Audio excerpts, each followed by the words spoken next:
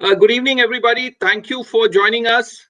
I think this is another very important webinar in the series of webinars we do on looking at multiple aspects or multiple dimensions of the underwater domain awareness. We are happy to report that UDA is getting the importance that it deserves, and that's what we've been trying to push for the last 4.5 years. But now, even in Delhi, it is getting the importance, and we have been reaching out to multiple organizations, and now we are getting a lot of support. And this time I was in Delhi 3 days back, and we met a lot of senior people, and I think everybody understands and appreciates what it can do and how it can be taken forward. So we thank all of you for joining this webinar. And today we would be looking at the maritime governance aspect. We have a very, very eminent panel, senior scientists, senior geopolitical strategists, senior academicians, senior people from the military who understands strategic security aspects, and also we have people looking at the innovation aspects. I mean, people who have been driving hackathons and people who have been driving policy. I mean, we have people, senior person from Niti Aayog, advisor, science and technology, Neeraj Sinha sir. So I think it's a very well spread out panel. We have lawmaker also who have been involved in policy formulation, who've been part of the government mechanism for a very long time. So we are extremely grateful to all of you. I mean, this is a small effort from our side, but I think as we are, as time is going by, a lot of support is coming from various corners, and we feel very, very happy to see that this is getting the importance that it deserves. So, not taking much of your time, I would like to request, there's a slight change. Nalapad sir will be joining us a little late. So I have requested Pratap Hiblikar sir, who is the managing trustee of Institute for Contemporary Studies, Bangalore. They have been looking at various internal security aspects, and sir himself has been part of the government system for over 38 years. And he has been part of multiple policy making as well as operational aspects. And I would request sir to give his opening remarks. And sir has been associated with us for a while, and sir understands what UDA is and what it can do. Sir, I would request you to kindly take over and make your opening remarks. Thank you, Arnab, for the invitation to be here today. Good afternoon, ladies and gentlemen.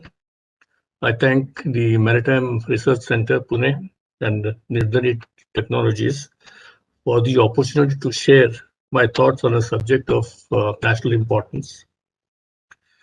While I speak, I'm also like to mention that I also had a small think tank in Bangalore called the Institute of Contemporary Studies, Bangalore. As I was saying that both MRC and the Institute of Contemporary Studies Bangalore have signed a memorandum of agreement recently to collaborate on subjects of national security.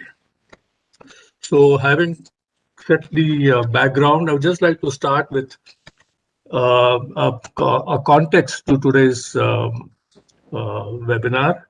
2 days ago, along with two like-minded think tanks and the Rashtriya Raksha University, I co-hosted an international virtual seminar entitled Maneuvering the Minerals Market, China's Rare Earth Monopoly. We had people drawn from several sectors of the economy and international life. And also we looked at the various aspects of this subject, and we had the privilege of hosting fellow scholars from well-known academics and analysts from Australia, Japan, the EU, and Taiwan to speak on this subject. The China was the common thread in this particular webinar, because it was a China-centric webinar, and it brought to the fore many of the commonalities that most of these countries have with India vis-a-vis China. It was not that we were driving at any particular anti-China alliance or a coalition of thing, but just to flag what is the threat, what is the challenge that emanates from China's rise, and in the last 2 years, where has it taken us and where has it taken China?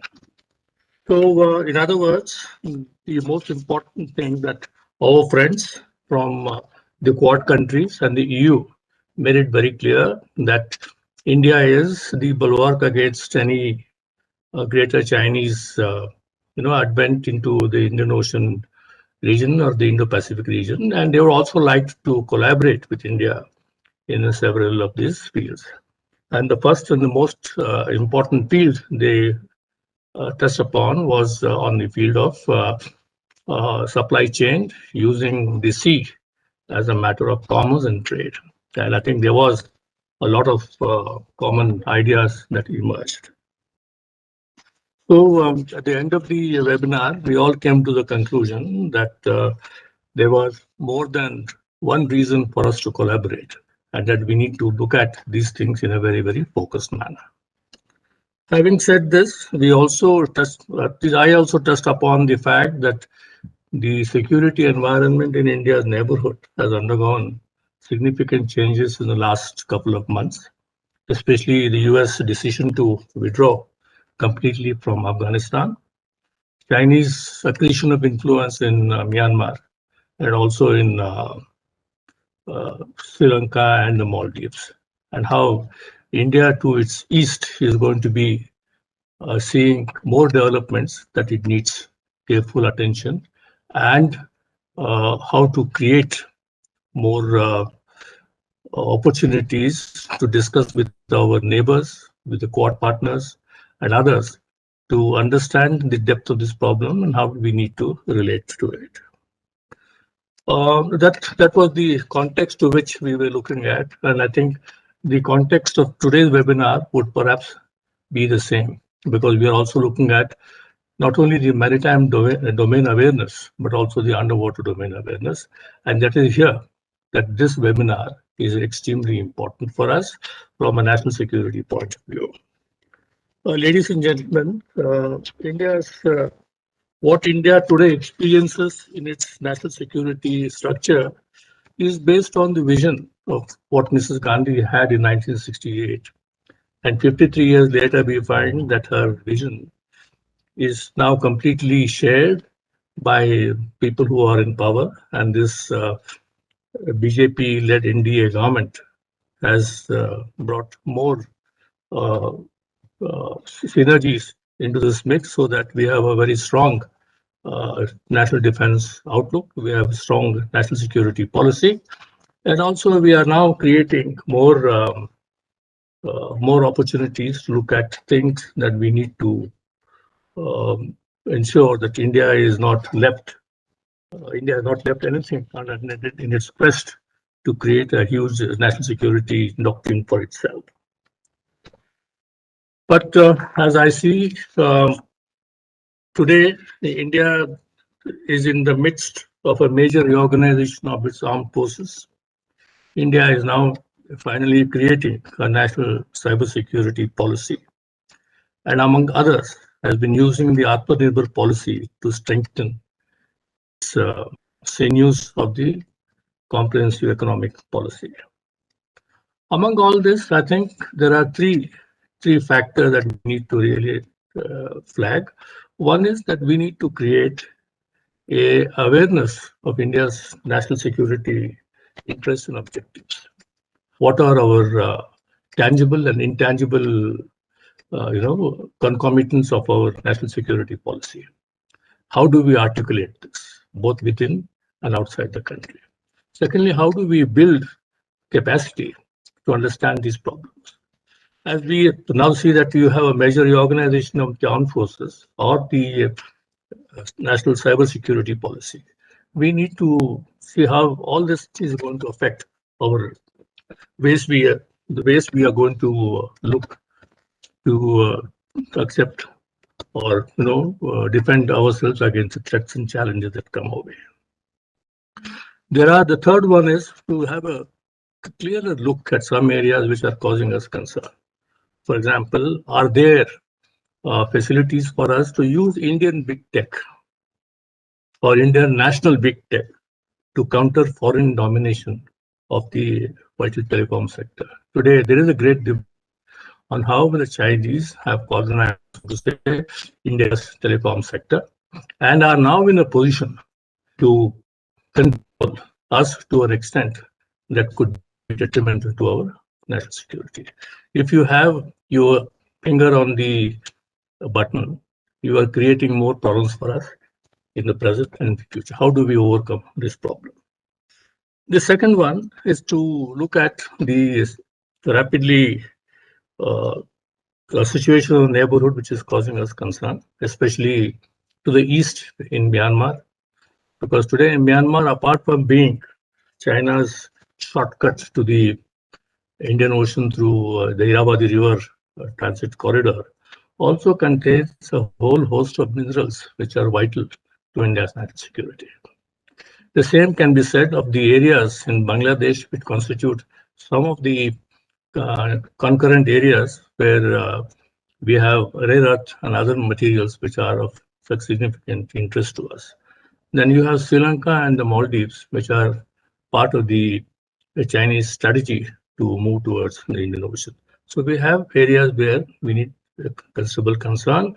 And if we do not develop our systems in such a way that both the maritime domain awareness and the underwater domain awareness require a major fillip. And I think that's the direction that we need to look at. And as far as I look at it, I have always been an advocate of the government. Is not the only stakeholder in our national security formulations. As of many years ago, we have more stakeholders in the mix than what it was. We can no longer look at our national security in its traditional narrow military sense. Today, we have everybody else coming onto the platform, think tanks, then research organizations, then academics, think tanks like this, which create information which the government requires, and to help the government make its job simpler and easier. Apart from that, we have the corporate sector, which also needs to really be looking at where we are headed and what exactly is the role that they need to play in the national security considerations. Last but not the least, I think there's one aspect that we need to look at, and I hope that we will be able to do this in the next couple of months, to look at how we can create the capacity building.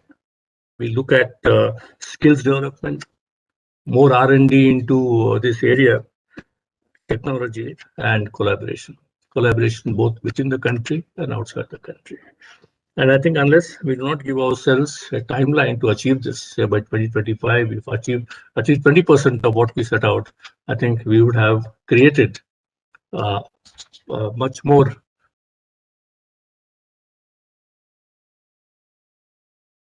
onto our systems in India. They find that there is commonality of approach, and we need to see how much we could hold their hands and get them into our fold and create more opportunities. I think this would be the area of thrust, the area of consideration. And I think all of us, when we speak today, we need to see whether we can really focus on this thing.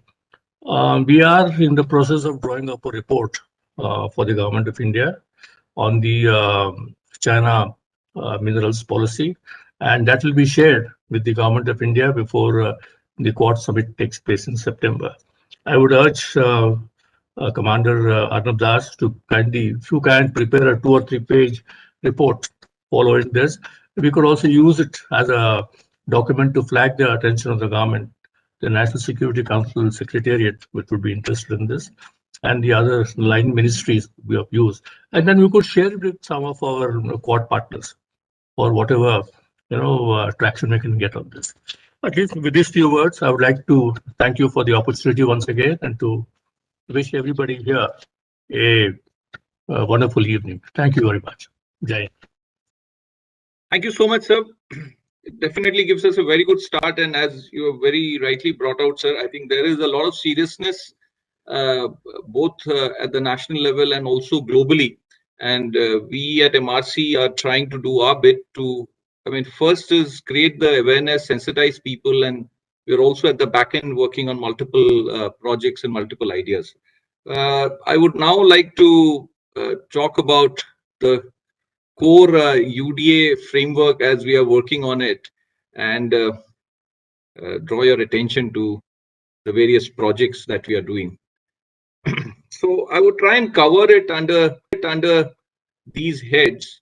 If you look at it, the 21st century global order is more and more coming towards the tropical waters. I mean, the pink region that you see. And this is a very, very different underwater scenario, and the typical underwater deployments do not work here. And the strategic relevance of the Indian Ocean and the South China Sea are well known. There are economical reasons, there are political reasons, and both of them combined together make it a very, very lethal mix for military interventions. And I think we are increasingly seeing more and more of submarine deployment. Even India also has taken it up very seriously. There was a plan for the third aircraft carrier, but now I think it is the submarine deployment or the submarine acquisition that has taken priority. So from that perspective, underwater domain awareness becomes the most important part. And in this, I would like to draw your attention toward the hardware versus the software debate. I mean, unless we do significant R&D in our waters, we will not be able to kind of have effective acoustic survey or effective underwater domain awareness. And this has to be done indigenously. We cannot depend on somebody else because that has got significant strategic relevance. Now, if we look at, I mean, with all the strategic aspects, I think the Indo-Pacific has become globally the most strategic space. And if you look at the Indo-Pacific region as it is defined, it is the tropical waters of the Indian Ocean and the Pacific Ocean. So from a technical perspective, making our sonars work here should become the prime concern and prime focus. I mean, we are aware in the Navy that when we tested sonars when we acquired ships from the Russians, and they were tested there, they gave us very good performance. But the same ship, so it is the hardware which is the same. So the same ship, when it sails and comes to our waters, the performance degrades significantly. So this is something we need to understand and really focus on while we want to plan our future in terms of our participation, or as I call it, the Indo part of the Indo-Pacific. The global community is taking us very seriously. I mean, even in the Quad, we are one of the 4 countries which are part of this global alliance. But we should not forget the Indo part of the Indo-Pacific, and we should not get drawn into it without the adequate preparation or without the adequate capacity building. And it is everybody's business. I mean, as Heblika sir also mentioned, I mean, there is so much that we need to work on and prepare for that unless we have a very, very nuanced approach, we will not be able to. We have some very senior panelists, I mean, from the scientific community, from the innovation community. They would be anyway talking about certain things. But I would like to draw your attention. I mean, India's position in the Indian Ocean is again something which we can't run away from. I mean, and it is the only country which has got an ocean named after it. So it is important that we take it more seriously than probably what we have done so far. So just to look at the regional and local dynamics, if you look at the countries in the region, pre-modern states, so India has to play an important role. I mean, socio-economically, there are challenges. Political stability is a huge challenge. So security becomes an issue.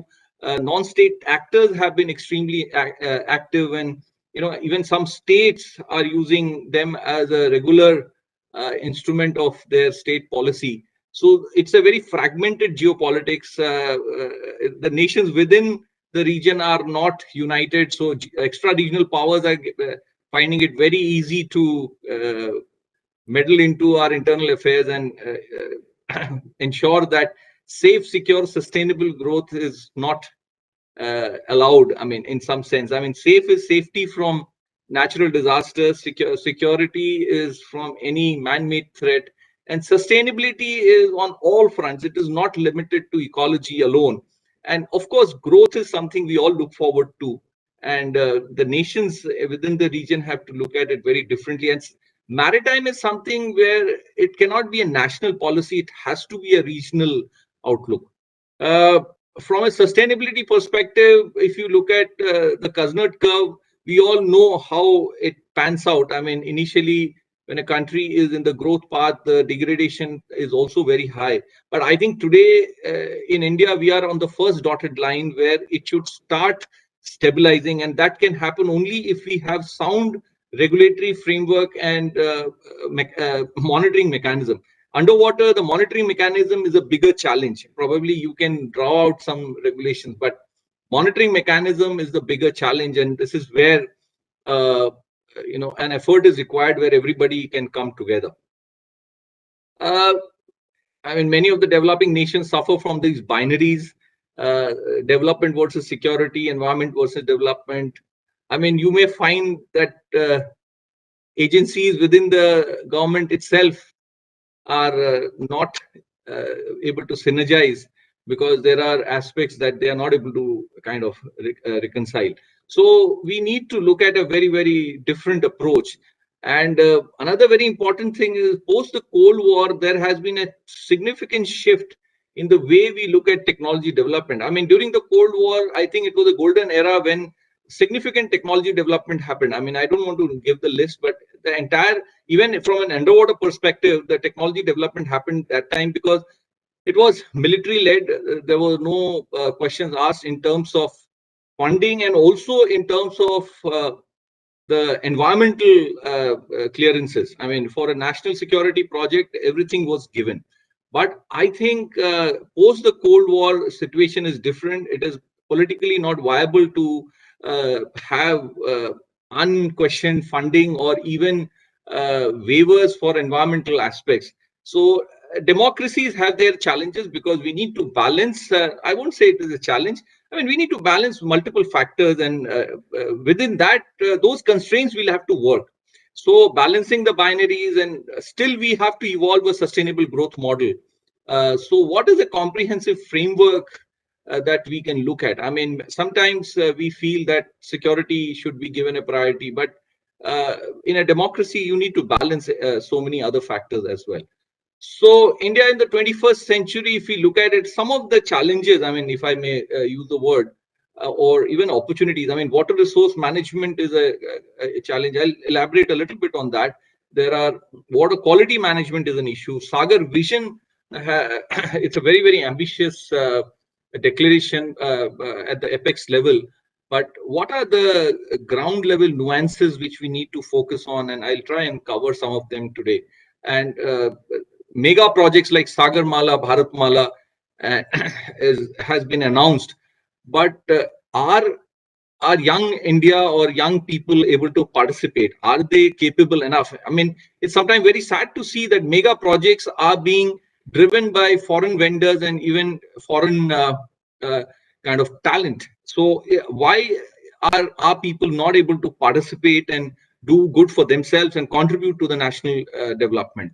I mean, aspirational India, but how do we make sure that they are ready for the big wave?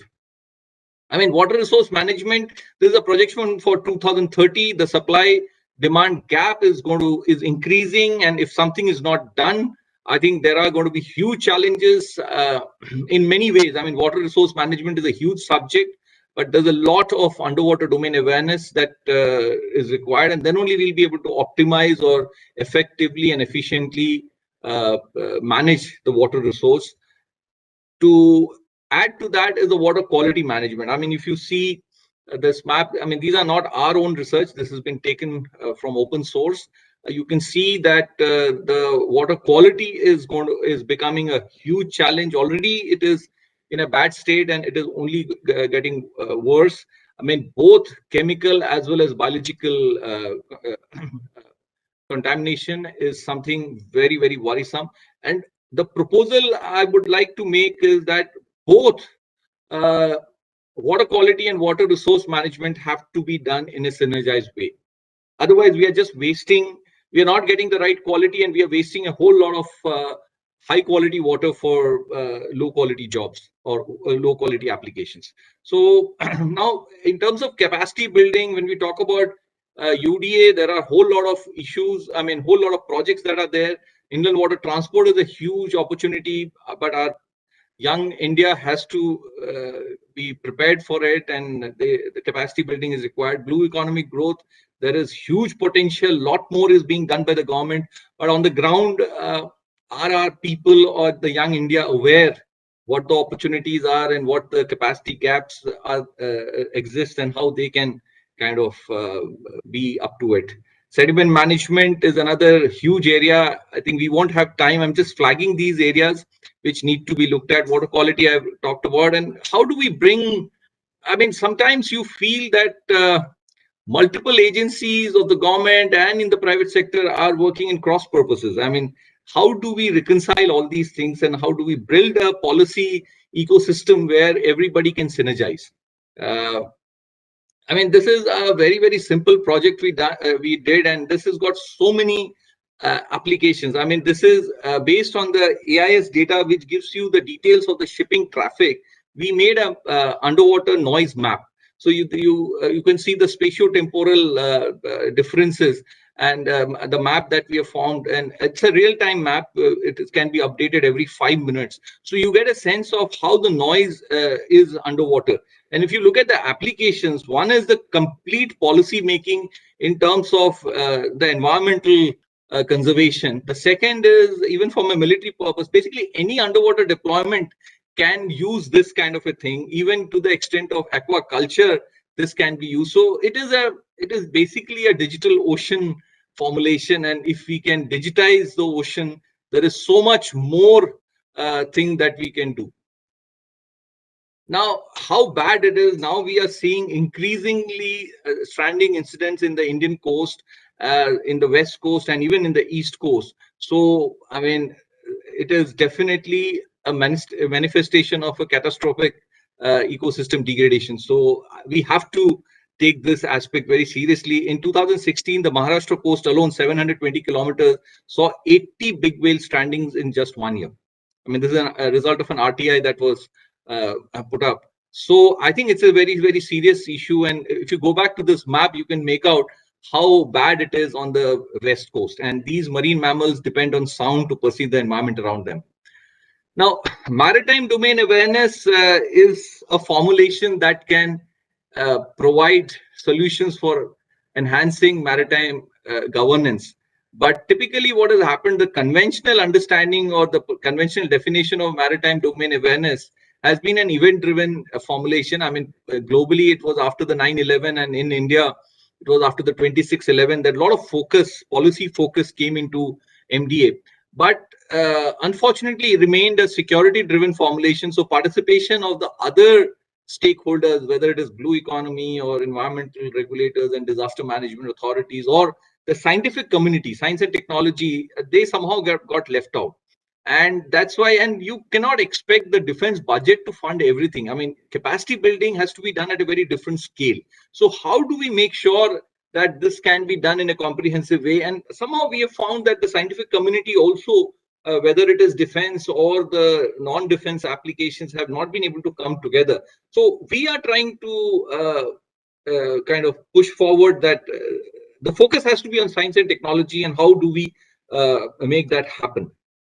So if you look at the stakeholders of UDA, I mean, as we have discussed, going forward, there is definitely a security requirement of detecting submarines, or how we can deploy our own submarines effectively. There's a lot more that can be done and should be done. we had this incident, 2611 incident. Migration is going to be a huge challenge. So there are multiple security challenges, and even even blue economic aspects of energy, food, security. Everywhere there is a security angle also. So I think we have to look at it very differently. And fishing is a very important area, but I think there's a lot more work to be done. Deep sea mining is a very important area. There's a lot of focus, but I think it has to become a much bigger mass participation kind of an activity, so that we get more and more people who understand what this is, and they can become part of the larger initiative that is being done. There are organizations, scientific communities who are, or government scientific agencies who have been doing a lot of work. But unless it becomes a mass kind of a movement, more and more people, more academic curriculum are coming into the academia, we will not be able to take advantage of our position right now. Our aspiration of becoming a 5 trillion economy and then going beyond, I think will be better served if we are able to get a whole of nation approach. Again, as we talked about environment and disaster management, I think this is self-explanatory. We are increasingly seeing these ugly episodes which are going to take us back.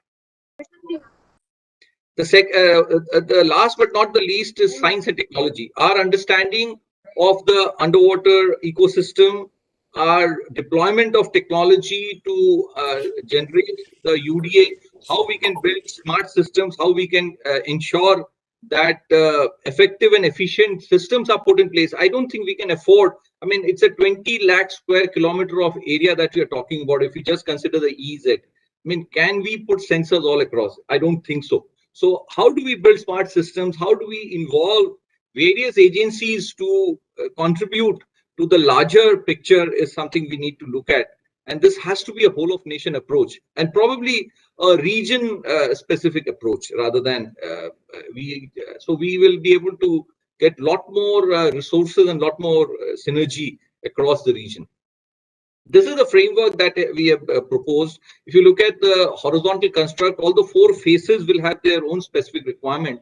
But I think acoustic capacity building will remain the core and will require a lot more focus and attention. And if you look at the vertical construct, lot of sensing is required. I think we ourselves don't understand too much about our underwater space. So a lot more sensing is required, analysis, and then we should be looking at regulation. Sometimes it is the other way. It is a top-down approach. We import the policy framework from somewhere which does not match our condition, and then we give waivers, and somehow we lose sight of what is to be done. And even from a young India perspective, you can see this cube. You will find that we can organize the involvement in a much more better manner, and whether it is a startup idea or whether it is our young people adequately building their capability to contribute, everything can be answered by this cube, and we can take this forward. We have approached the Niti Aayog, and Niti Aayog has considered our request, and I think we will be getting on with our first project of the first draft. Just to now take forward the larger cube into smaller areas like underwater radiated noise management. There is a naval requirement of acoustic stealth, but the same technology or same issues are also relevant for acoustic habitat degradation. MRC has been fortunate that our paper has gone to IMO, and now IMO has formulated a committee where we have also been included. So we should be able to contribute to the global policy making for underwater radiated noise management. And shipping industry, ship design and shipbuilding also needs to take note of this, and various aspects need to be kind of covered there. Similarly, here you can see pooling of resources and synergizing of effort across multiple stakeholders. Even sediment classification is something very important, whether it is port management or inland water transport or water resource management for freshwater management there, and also certain military requirements of deployment across water bodies or various other applications also. The same set of technology are relevant, and the same set of acoustic capacity building are relevant, and we need to do a lot of work there. Just to give a user academia industry partnership, you can see the funnel. There are multiple government initiatives now. If we can position ourselves correctly, we will be able to take advantage, get the right support from the government, and even certain core areas if we work on, and we will be able to contribute to the right policy framework, the technology and innovation, and also the capacity building that is required. And you can see the various stakeholders who are there, and all of them can benefit, and we can also drive this in a very, very effective manner. We are reaching out to all the stakeholders, and we are happy to report that we've been getting very, very positive response from most of them. And now I think the government is also looking at it from a policy perspective. And so we are very, very encouraged to take this forward now. Now, MRC has been doing various projects. I think there's not much of time to elaborate on that, but our website has got all the details. We have tried to touch upon various areas. We're getting the support of the senior policy makers and also scientific community and also academicians. So we are now working with various agencies to take this forward. Task at hand is well known. So the way ahead is national capacity and capability building. Niti Aayog has been very kind, and they've involved. Even we have been our policy paper on national security also has been taken up, and we are scheduled to make a presentation to the NSA himself. We have met all the senior security authorities, right from the Chief of Defense Staff to Army Chief, Navy Chief, Defense Secretary, and various deputy NSAs and senior people in the NSA's office. And we are very optimistic that this will definitely get the support. We have started working on Center of Excellences, which is basically a user academia industry partnership, and stakeholder consolidation has been reasonably good as of now, and we are getting more and more support, everybody coming in, and it is a win-win for all. I mean, why should every stakeholder look at their own capacity building? I mean, why can't we have a national approach to it? And that's what the Skill India program is all about. And we have also signed an MOU with them. So way forward is policy intervention, technology intervention, capacity building, site-specific R&D, because our areas are different and we need to take note of that. A multidisciplinary and multifunctional approach. So we have proposed this inter-university center. I'm likely to make a presentation to the Parliamentary Standing Committee on Education. And this is our single point agenda to request them that we should consider IUC for underwater domain awareness, and this will have those 5 different sub-centers or 5 different centers, so that we can drive it very, very comprehensively. So thank you. I think just to set the tone, and we have a very, very distinguished panel. I would now request Professor Atmanand sir to he has been involved in this for many decades now. Sir retired as the director of NIO, and to introduce him, I would like to mention only one important aspect, that sir has been instrumental in getting the Oceans Conference, the biggest underwater conference, to India. It has been, I think, more than 2 decades of effort by sir, and I'm happy that this has happened, because it's a very big conference, and getting it to India to manage the whole ecosystem has not been so easy. Sir has significant contribution as a scientist, and sir, I would request you to kindly make your presentations. Thank you very much, Dr. Arnab Das. It is really a pleasure to be here. So let me address Dr. Heblikar, Dr. Arnab Das, Dr. M.D. Nalapat in absentia, other dignitaries present online. It is really my pleasure to talk to you about my perspective as an ocean technologist on challenges in the Indo-Pacific, the underwater domain awareness dimension. I happen to be the chair of the Intergovernmental Oceanographic Commission Regional Committee for Central Indian Ocean Basin, IOC Indio, till recently, and I am a member of the Decade Advisory Board for the preparation of the UN Decade of Ocean Science for Sustainable Development 2021-2030. With this background, I would like to touch upon the challenges in blue economy implementation and the importance of the Indian Ocean in this part of the world. The Earth is a blue planet with 71% of its 510 million square kilometer surface covered by marine waters, with an average depth of 4 times the average elevation of the land. Life originated in the ocean, which continues to support all life today by generating oxygen, absorbing carbon dioxide, recycling nutrients, and regulating global climate and temperature. Oceans provide a substantial portion of the global population with food and livelihoods, means of transport for 80% of global trade, 32% of the global supply of hydrocarbons, with exploration expanding rapidly. Advancing technologies are opening new frontiers of marine resources development, from bioprospecting to the mining of seabed mineral resources. Oceans also offer vast potential for renewable energy production from wind, wave, tidal, thermal, and biomass sources. Managing the ocean economy in an eco-friendly manner is today's imperative. Indian Ocean region has almost the half of world's population residing on its coast. The Indian Ocean is warming more than the other oceans. Loss of beaches and thereby tourism potential is important in the Indian Ocean region.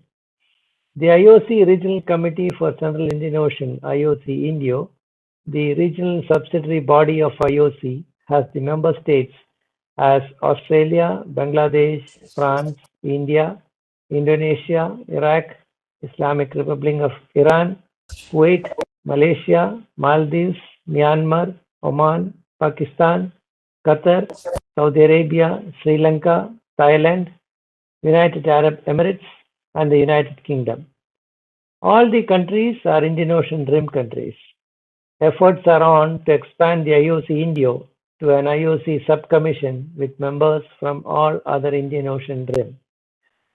The oceans economy, also referred to as the blue economy, is a relatively new concept that has its origins in the green economy concept endorsed at the UN Conference on Sustainable Development held in Rio de Janeiro in 2012, aimed at significantly reducing environmental and ecological risks. At its core, blue economy refers to the decoupling of the socio-economic development from environmental degradation, efficient and optimal utilization of natural marine resources. The concept of a blue economy also embodies economic and trade activities that integrate the conservation and sustainable use and management of biodiversity, including maritime ecosystems and genetic resources. In addition, it includes activities that are not natural resource intensive, support sustainable patterns of consumption, and generate lower or no greenhouse gas emissions. It also seeks to contribute to mitigation and adaptation methods to address climate change risks manifested in the rise of the sea level and the acidification of seawater. Additionally, the blue economy approach supports sustainable livelihoods and food security for coastal populations. Establishing effective governance for the blue economy is essential for creating and regulating a sustainable balance between the utilization of marine resources and the protection of marine ecosystems. This is also the major challenge. Globally, about 350 million jobs are linked to the oceans through fishing, aquaculture, coastal and marine tourism, and research activities. Moreover, about 1 billion people depend on fish as their primary food. Overexploitation and poor management of marine resources result in loss of opportunities, heightened food insecurity, and diminished economic opportunities for some of the world's poorest people. The framework agreement governing the management of the oceans is provided by the 1982 United Nations Convention on the Law of the Sea, UNCLOS, which establishes a comprehensive framework for the use and development of the oceans. The convention defines the extent of various jurisdictional zones delineated according to distance from coastlines based on set baselines and sets out the rights and obligations of countries regarding those zones. Countries have sovereignty over their internal waters, territorial seas, and archipelagic waters, and sovereign rights over the resources in their exclusive economic zone (EEZ) and the seafloor of their continental shelf. These zones represent about 30% of all ocean areas.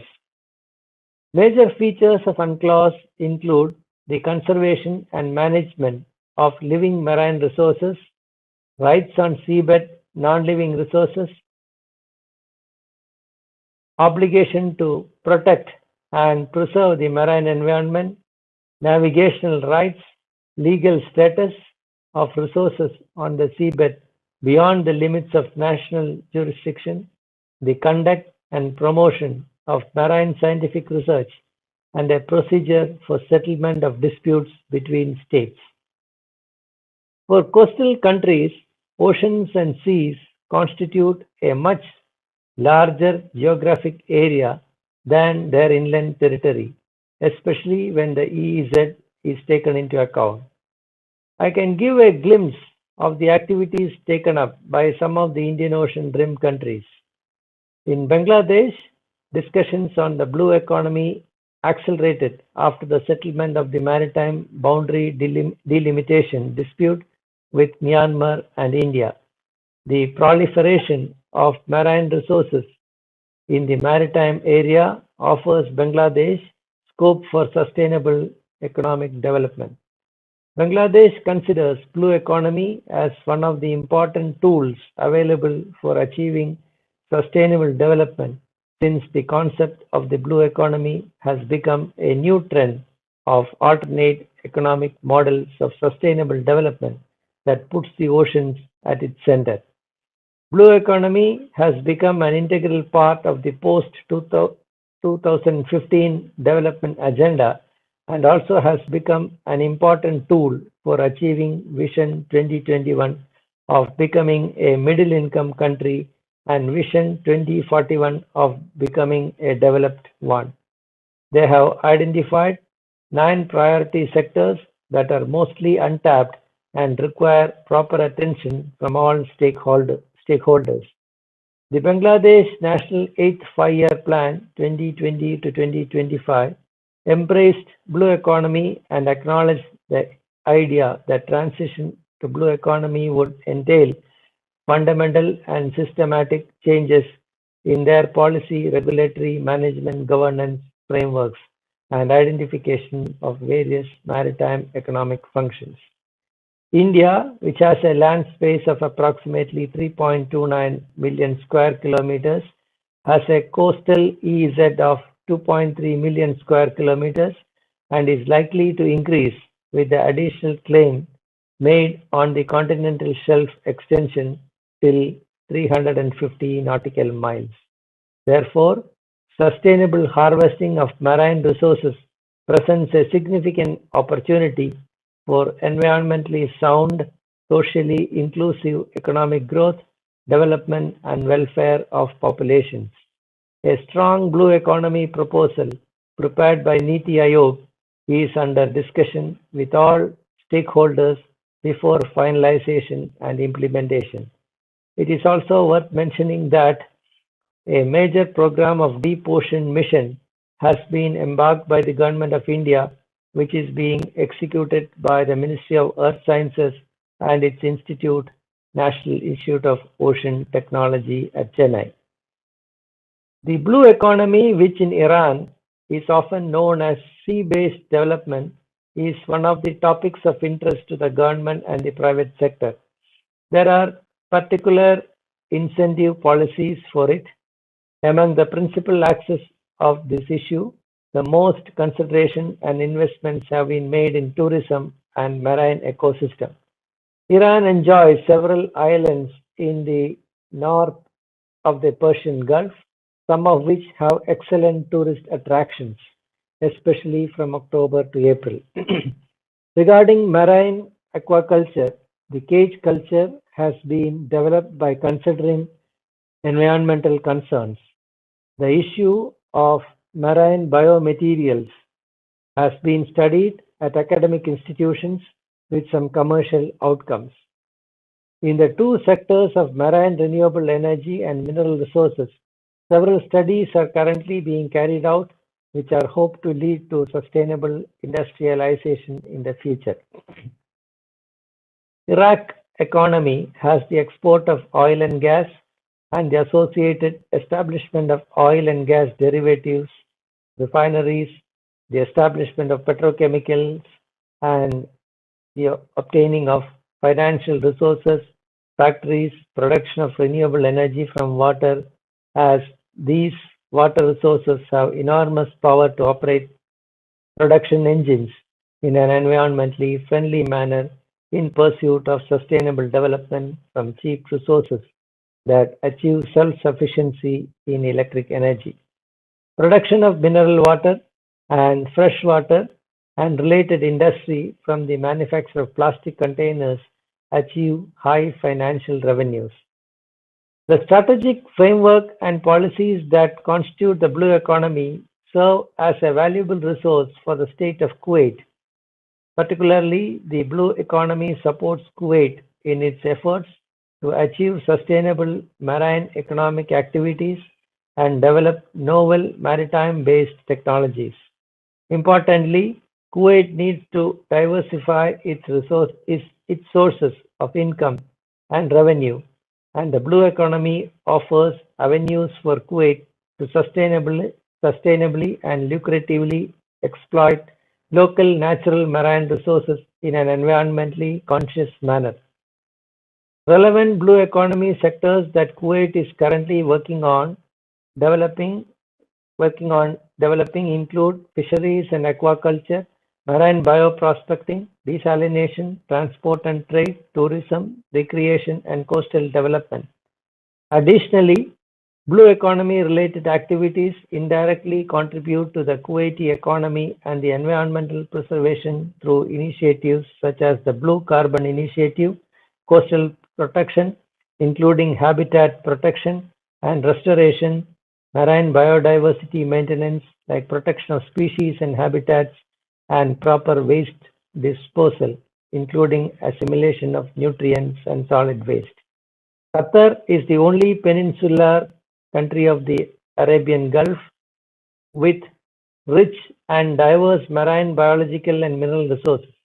It attracts migratory species, example dugongs and whale sharks, in hundreds annually. The fishery and oil industries are the major contributing factors to the local economy. Qatar Ministry of Municipality and Environment is preparing a national conservation and management plan for sustainable utilization of marine resources. Saudi Arabia's Vision 2030 was initiated as a far-sighted approach for economic growth and development in the Kingdom of Saudi Arabia. As part of Vision 2030, the Kingdom of Saudi Arabia has placed different plans to enhance the non-oil revenues by diversifying the economy. The Red Sea and Arabian Gulf resources present huge opportunities for increasing Saudi economic growth and social development, especially the tourism and aquaculture sectors, and tackle unemployment rates, poverty, and food security. The blue economy approach in Saudi Arabia aims for the improvement of human well-being and significantly reducing environmental and ecological degradation. Ultimately, introducing the blue economy concept means inclusion and participation of all affected social groups and governmental and private sectors. Many marine resources are not only targeted for catering to the local demand but exported as raw materials, intermediates, or final products, and the demand for goods and services originating in the oceans is likely to increase as populations continue to grow. Trade in marine products can create opportunities for economic growth, export diversification, and new investments. Moreover, as technology evolves and marine resources become more accessible, new economic and trade sectors are also likely to emerge, potentially generating new job opportunities. Major trade sectors include sustainable fishing and aquaculture, marine transport services and port management, marine renewable energy, marine bioprospecting and biotechnology, regulated seabed mineral resource extraction, and coastal tourism. Trade in these marine sectors can be boosted by introducing sound regulatory and institutional frameworks to develop ancillary services needed to undertake these activities, including financial, insurance, communications, testing and certification, and R&D activities, which are all challenging to implement. Regulatory frameworks are an enabling factor in the promotion of sustainable activities, moving production in ecologically friendly goods from niche market segments to mainstream international trade, thus responding to evolving consumer demand.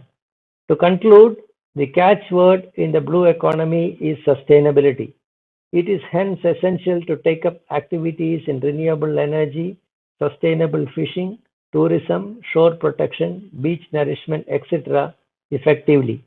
Marine spatial planning and coastal vulnerability assessment are also to be taken up in the coastal states. Let me urge, before concluding, let me urge all of you to participate at the IEEE MTS Oceans Conference to be held in India for the first time from the 21st to 24th February 2021. This is going to be held at Chennai, and it's a hybrid event, and I have sent the details available in the website, which has been shared in the chat box.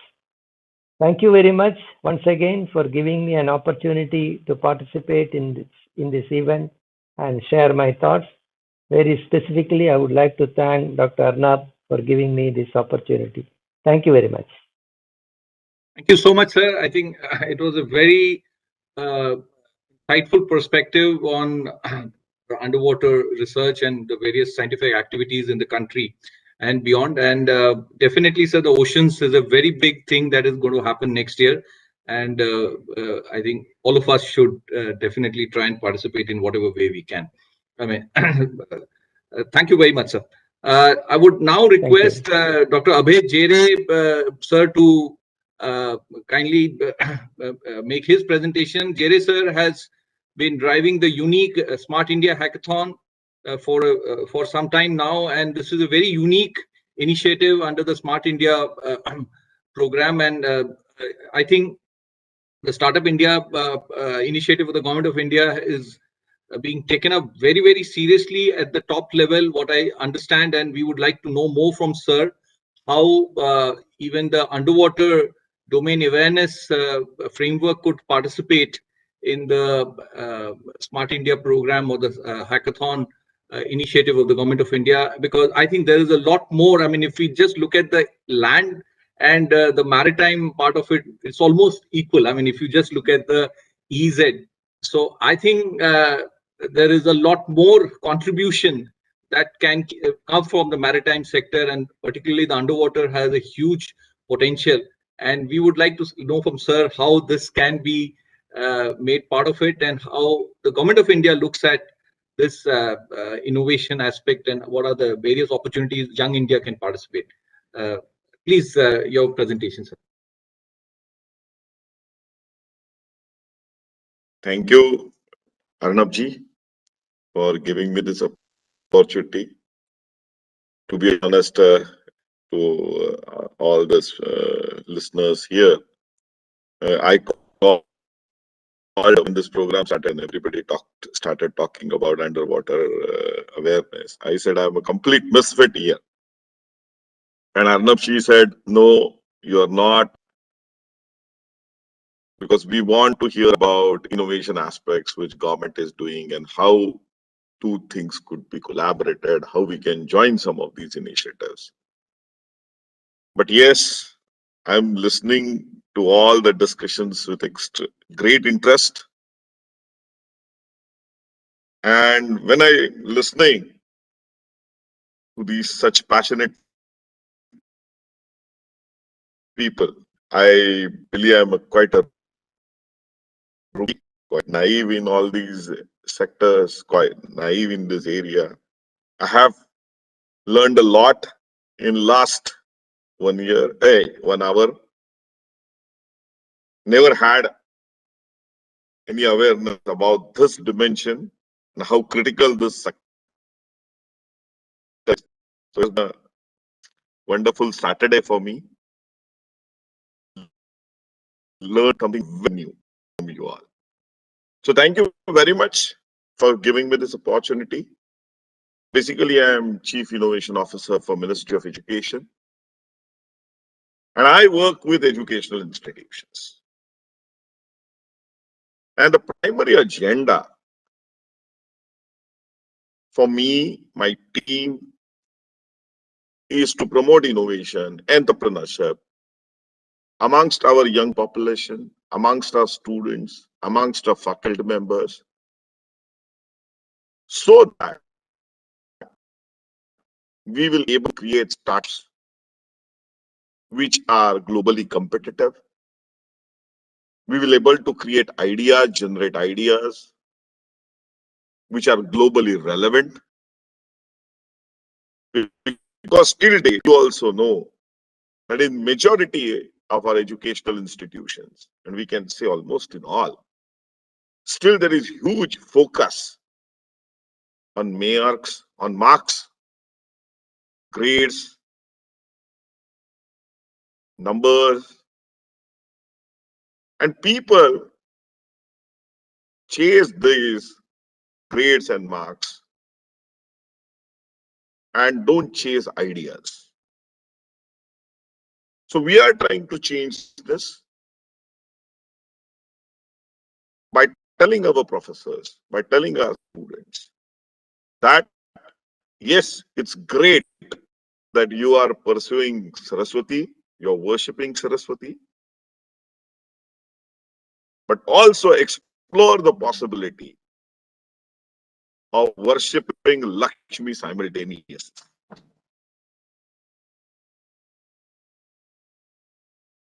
So for me, when I'm looking at research, when I'm looking at innovation, the definitions are very simple. For me, research is conversion of wealth into knowledge, new knowledge, and innovation is conversion of that knowledge back into wealth. So I'm, through Ministry of Education, try to promote this thought process within our educational institutions, that let's apply the knowledge which we have created in critical sectors. And to be very honest with you, blue economy is one of the very important sectors for us. Arnabji talked about Smart India Hackathon. But recently, we actually went ahead and organized India ASEAN Hackathon. And the entire theme of this India ASEAN Hackathon was blue economy, cyber security. We had problem statements coming from Coastal Guard Department, Coast Guard Department, then inquiries. Then we had problem statement from Ministry of Shipping, National Institute of Oceanography. We had about 15 problem statements which were there. And many of them were related to maritime security, how to prevent piracy, how to detect a ship, unauthorized ship. And all the jury members which were there for this hackathon, and it was an India-ASEAN hackathon. So 11 countries joined. All the 11 countries participated. And the kind of ideas which came up from these youngsters, please don't misunderstand, I don't understand much about this field, but some of the jury members who were senior commanders and some of the academicians working in this area for 15 years, 20 years, told us that the kind of solutions our youngsters have proposed, the kind of algorithms which they have proposed, the kind of tools which they have developed, they were trying to work on it for last 3 years, 4 years, 5 years, and our youngsters, bright youngsters, could do it in 2 months, 3 months, 3.5 months. They were simply stunned. They were simply stunned. I was also surprised to hear such comments from some of the really leading experts which were evaluating these proposals. But it gave me a confidence that even in this such a niche area, if we join hands, then we will able to create solutions which are state of art, which are relevant. Many people may think, I don't know, I directly jumped onto India-ASEAN hackathon, but I don't know many people are aware what hackathon is. Basically, in simple terms, hackathon is a methodology to bootstrap an idea. It's in a quick and dirty way. Usually the term is applied to software, but now it is getting expanded. We are doing a lot of hardware also development in it, but it's a quick and dirty way to test your idea.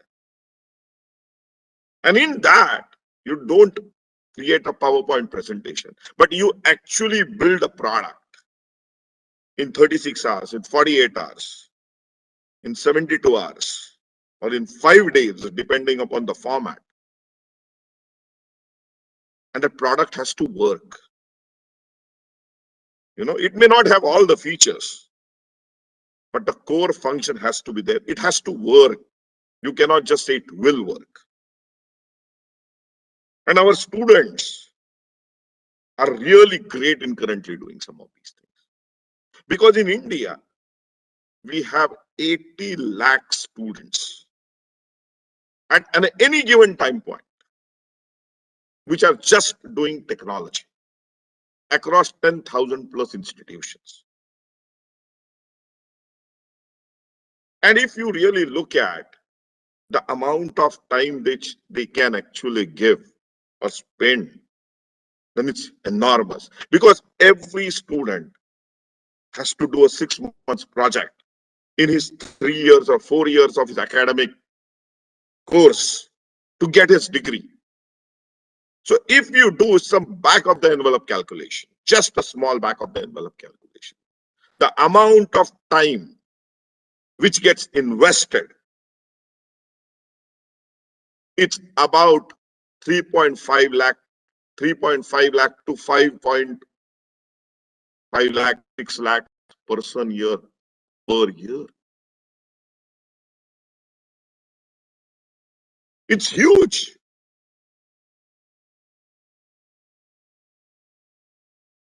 It's a time required for human evolution.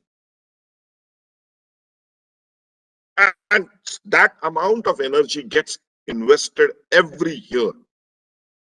And what happens? But it all goes down the drain because large number of copy pasting happens. People just copy projects or buy projects. But there are about 15 to 20% students who are really keen on doing good projects. They want to do good projects, but they don't get that opportunity to do it. And they end up working on theoretical aspects, which could be sometimes very non-relevant, not required. And collaborations with institutes like yours will be of immense help to this large number of students who are keen on doing good projects, but don't know which problems to solve. So India is at a very unique kind of a position, where on one side, we have millions of problems which really require solutions. And majority of the problems don't require rocket science kind of solutions. And on the other side, we have millions of students who are technologists. But currently, unfortunately, we are not bringing them together at a scale. In some pockets, yes, those things are certainly happening. Premier institutions like IITs, NITs, IIITs are doing these things. But at the end of the day, these are just 100 institutions. And 99% of our students are in tier 2, tier 3 organizations. And the students which are in IITs, NITs, IIITs, they are brainy, undoubtedly, because they have gone through a very, very good selection process. But it need not mean that they are out-of-box thinkers. And even if you go to the worst college, tier 4 college in this country, there also you will find about 10 to 15% students who are really good, but are unfortunately not getting the national platform to showcase their talent. So what we really need to do here is get many more organizations like you together and explore the possibility of how we can use this young raw talent which is out there, give them right kind of projects to solve so that they also become technically competent and not just end up doing something which is just theoretical. We are also collaborating with multiple institutions for such hackathons. Recently, as part of Atmanirbhar Bharat, I was leading the Toycathon, which was launched, where we challenged our youngsters to come up with toys based on Indian ethos. Prime Minister personally interacted with them. And the kind of toys our youngsters could suggest, our youngsters could develop board games, card games, phenomenal. We were simply zapped. It means there is huge amount of creativity that is there. We have to just unearth it. But we are not just saying that we are going to focus on these low-hanging fruits. And soon we are going to announce a hackathon with Ministry of Home Affairs, BPRND, where we are going to get into real good cyber security. We are going to announce about 20 problem statements. Very, very critical for Ministry of Home Affairs. And again, we'll be challenging our youngsters to explore how they can come up with kind of solutions which government can use directly. Because as working with ministry, that is a good advantage for me. I can push the partnering ministry to actually work with these youngsters directly. And our partnership with ISRO, our partnership with BAE, our partnership with BARC has worked out quite well.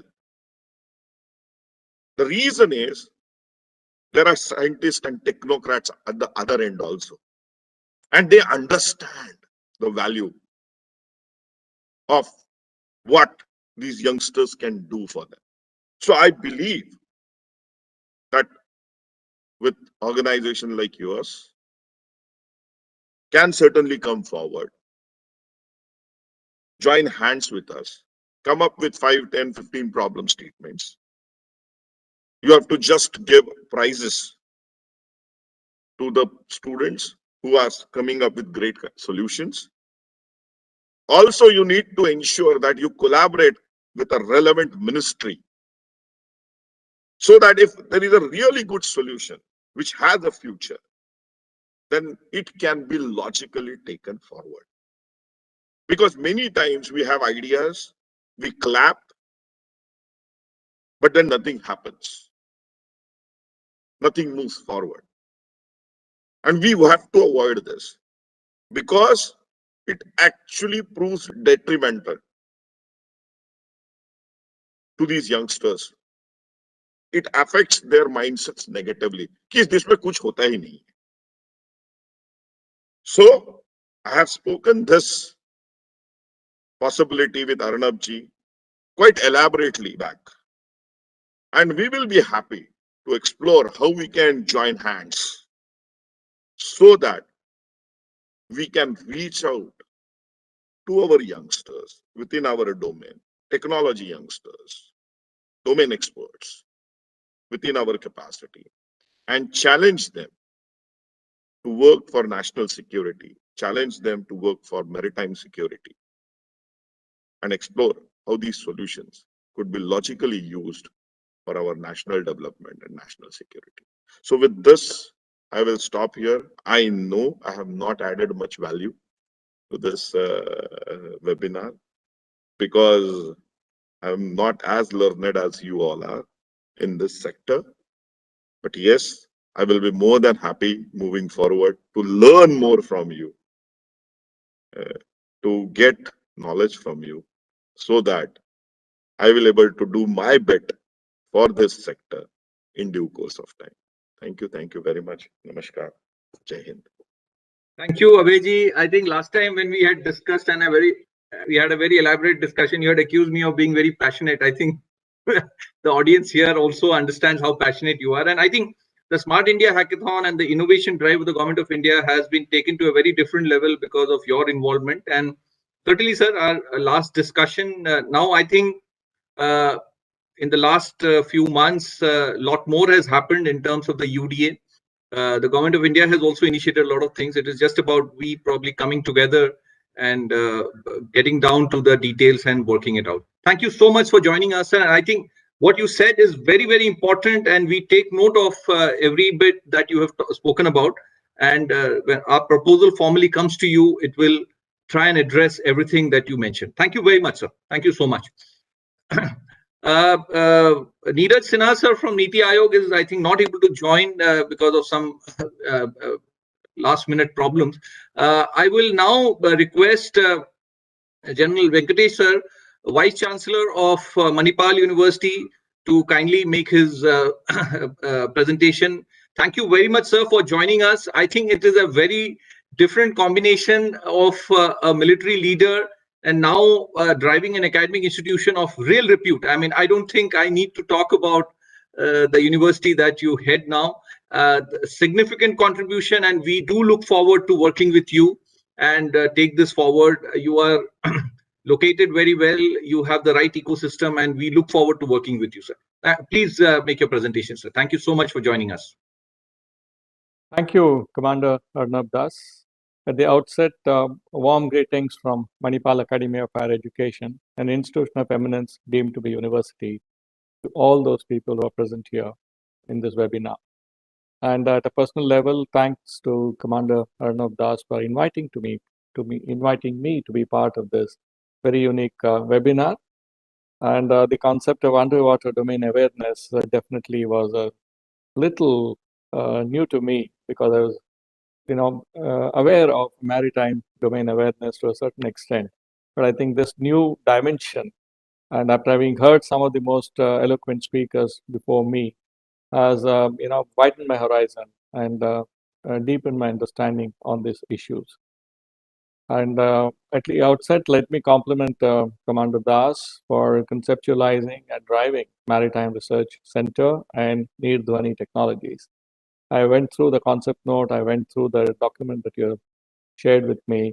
I think it's eminently, it's applaudable that such an adventure has taken place, and such a committed effort is going on towards highlighting the need for underwater domain awareness and taking this concept forwards, and also involving multiple stakeholders in understanding and in promoting and taking the future directions towards underwater domain awareness.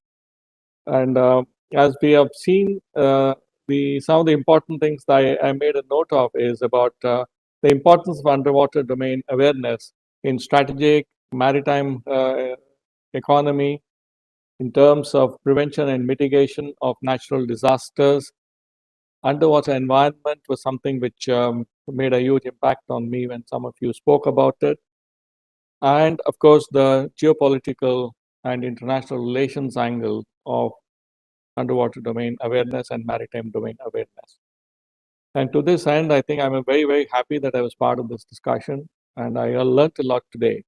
And I also saw that there is a humongous scope for collaboration and cooperation between multidisciplinary universities like ours, and with people who think strategic think tanks and centers like yours, Dr. Arnab, and also public and private sector undertaking, how we can make rapid progress with regard to many of these issues in terms of academic collaborations, and in terms of technology collaborations, in terms of industry academia collaboration, in terms of, just now I was it was great listening to Dr.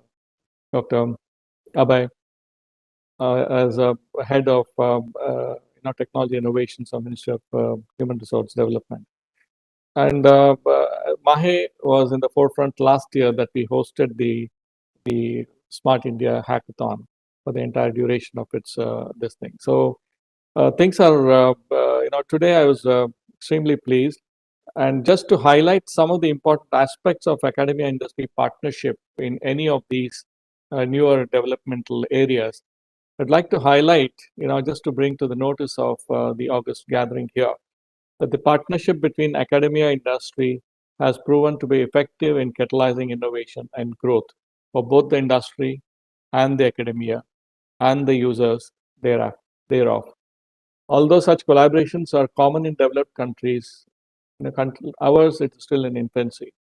Industry is definitely not utilizing the kind of resources that academic institution possess, especially with regard to young, innovative mind that are teeming in our educational institutions. So this is earliest we make an endeavor to get these people involved in developmental processes and research and developmental activities in terms of finding solution to simple and complex problems. The economy of the country will see an upward trend quite soon. An example to look at how the Harvard MIT cluster in US, the Golden Triangle of Cambridge University, Imperial College of London, and University College of London in Europe are examples of academia coming together with partnering with various industries, and they look at the economic benefits that these partnerships have brought to the world. In India, more and more frequent academic industry collaborations are absolutely essential. See, we need to look at industries and users looking towards our institutions and seeking to find solutions to their research problems. This is where the innovation will come. This is where cost-effective products will develop. This is where cost-effective services will develop. And also from job seekers, many of our students will become job providers, which is perhaps would be a great thing to happen to a country like ours, where millions of people are looking for opportunities to earn a living. And the co-development and the co-creation model of academia industry will be mutually beneficial, and there'll be enough opportunities for both to share the fortunes of the outcome. And that is where the importance of cooperation, collaboration, creation of new knowledge through partnership will lead to new products, new processes, new services, and definitely make life easier for the community and the society that we live in. Looking at where academic institutions like ours can contribute to ideas with Dr. Arnab and the center are doing, and all the senior speakers who addressed us before this have looked about. I think I'm clearly looking at two areas where there can be very quick and early partnerships that from academic institutions like ours and a strategic think tank like yours can immediately take forward to. One is at the academic level, and I've already spoken to our head of the department of geopolitics and international relations, Dr. Nandakishore. I'm sure he'll be getting in touch with you, Dr. Arnab, very soon.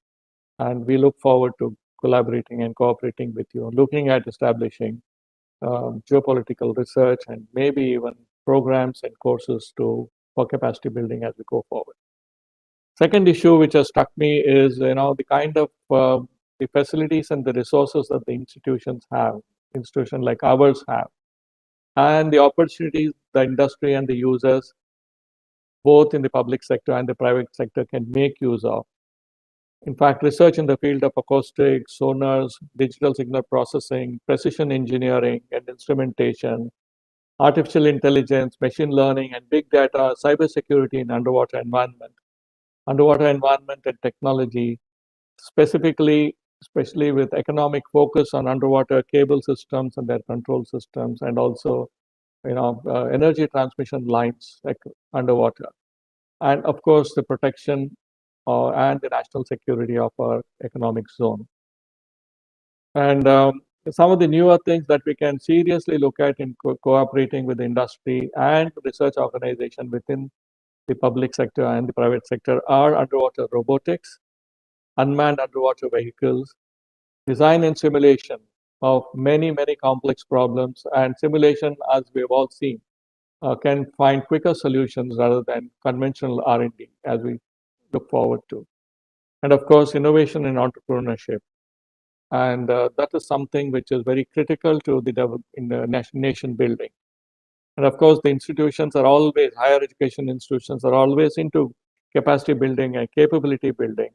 And with the kind of investment that some of the major higher education institutions have made in their infrastructure and the research capabilities and the human resource capabilities, I'm sure the stage is well set for a mutually cooperative and collaborative work. And I always believe that together each one achieves more. It means whatever may be my individual capacity, when 3-4 people join together, the combined efforts would be so much more potentiating that the outcomes will be that much more better. And therefore, I foresee a lot of opportunities, and I foresee a lot of cooperation and collaboration possibilities in all these things. And I'm particularly quite attached to Navy at a personal level. Though I served the Indian Army in Olive Greens for 38 years, I had a reasonably long tenure with Navy. I did a 3-year tenure with in the INHS Ashwini. And I also took up some research projects on naval ships with regard to noise levels and noise-induced deafness among engine room sailors. And perhaps I'm one Army officer who has sailed in all classes of ships and submarines. So that was in the mid-80s, but then the fascination has not left me. And I'm sure Mahe is willing, Mahe will be supportive, and Mahe with open arms will invite any such collaborative efforts towards making things better in the underwater domain awareness campaign that you have taken up. And towards capability building and nation building, we will take we will walk hand in hand with you to make this happen. Thank you very much for this opportunity, Commander Das, and I wish you all the very best. Thank you very much, and Jai Hind. Thank you so much, sir. You really gave a very good perspective, and we definitely look forward to work under your guidance, and we would work very hard to take it forward at a very, very different level. Thank you so very much, sir, and we'll continue this discussion and look at something more concrete on the ground. Thank you very much. Thank you. Now,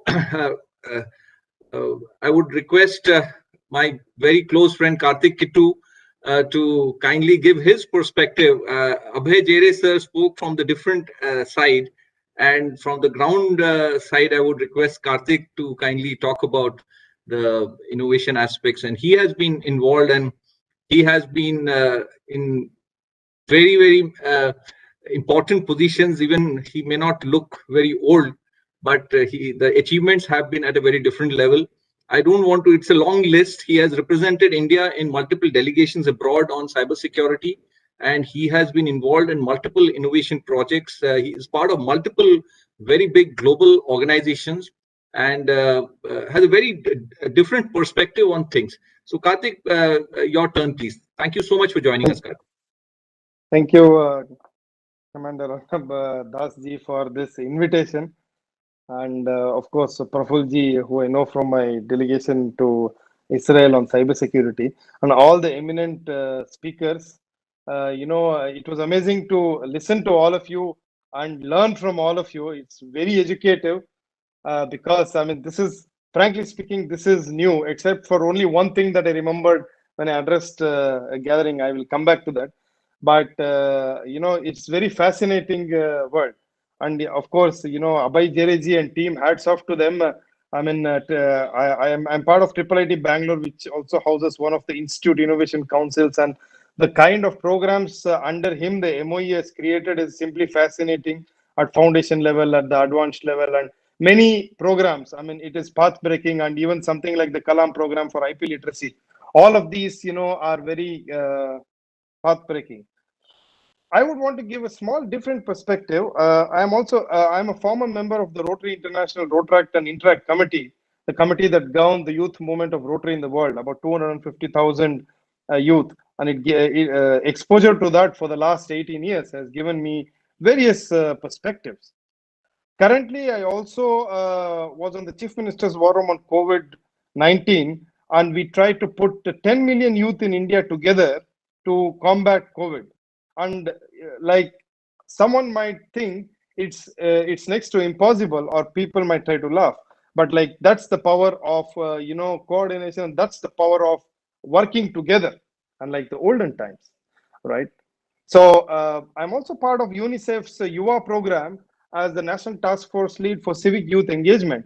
And when in 2018 UNICEF initiated this program to meet the urgent needs of education, skill development, employment opportunities for young people around the world, and somewhere in the age group of between 10 to 24, and with the sustainability development goals framework and the new UN Youth Policy 2030 in mind, Generation Unlimited provides an agenda that is universal to nature and in many aspects that can change things. So if you're looking at that aspect, I mean, one thing that actually hits me whenever I talk to my younger friends who are in this age group of the teens, that everyone's beat the Munas or everything else.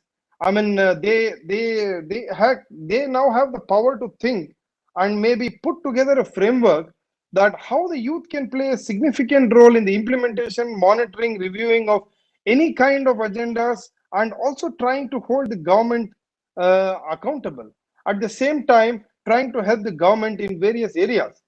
Like we very closely work with the DST, with the Ministry of Electronics and IT as a tied center, and also with the MOE as a Institute Innovation Council. Like Abhayji said, the kind of hackathons when you put out, be it a 36-hour frame, 48-hour frame window, or a 5-day window, they sit day and night and they finish it on the ground, and with some mentorship. Now, I'm always fascinated in putting together 5 different kinds of people. In the olden days, when I also studied BSc, I must admit I studied physics, maths, computer science, and Kepler's law of planetary motion. which I don't know was only in the textbooks, right? It was nothing practical, but we had to write a long answer to pass in the exams. But today I see many of these projects on the ground.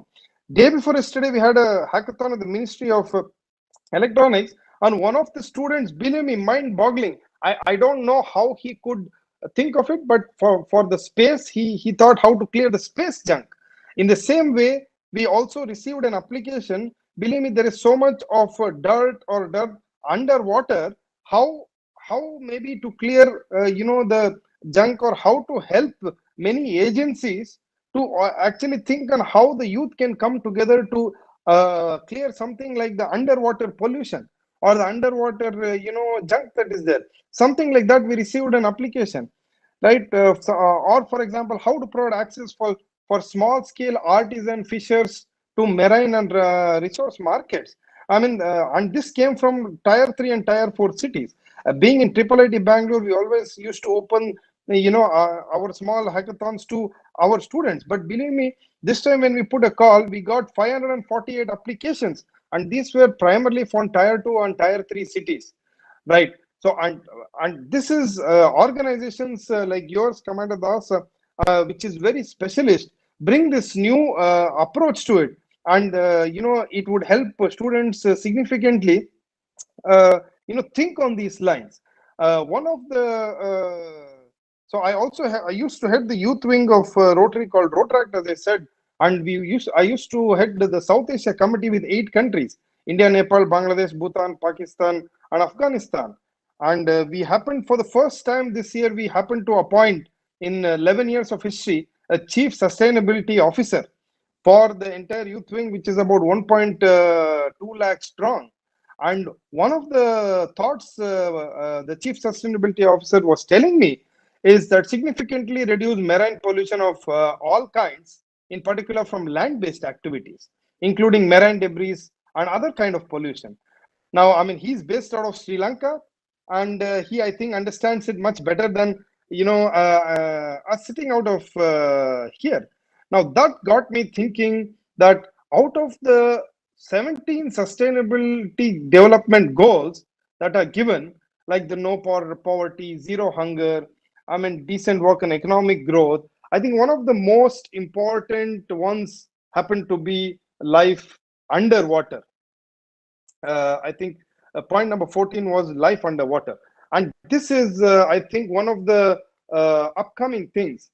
One of the other things that actually really, I got fascinated is, I was in Guam in Micronesia, the westernmost point of the United States territory, sometime, I think, end of 2018, where I was invited to talk, on leadership and learnings from India. And one of the things I learned from them is something like they have an ocean conservancy, and every student is mandated there once in a year to actually get to the ocean and something like the ocean and the waterways, and look at the serious kind of pollutions that is choking our planet. And far more, I mean, they come together in groups, and they have created a framework on how to clean up trash, and how to collect the data, how to organize the data, and how to publish these results. And there's a whole list of things. It can be the most likely items that they can find is some bottle caps and others, or some fishing gear like the buoys and the fishing line, or any other appliances like the balloons, or some tires, or some packaging materials, and other things. And this is built into a framework. My request is, Commander Das and the eminent people on this panel, if we put together the younger youth, I mean, some kids in the age group of 10 to 19, they could significantly contribute on this. And we put the next group of people who are between 21 and 28 on the other angle to this. So this would, I think, significantly help us in creating awareness on this wonderful domain, and also taking it forward. And definitely it would help us involve them and make them aware of, how the fascinating world of, this place is. Of course, like Abhayji said, research is wealth and innovation is knowledge to wealth, right? Many of these bootstrapped ideas, sorry, I think I lost my video. So many of these bootstrap ideas can come from many of these hackathons and putting people together. Like we said, for example, we've always put 5 engineers together. Let's try to, come up with a hackathon and put one management student, one engineering student, then, one BCom student, one doctor, and someone from the underwater domain awareness space together.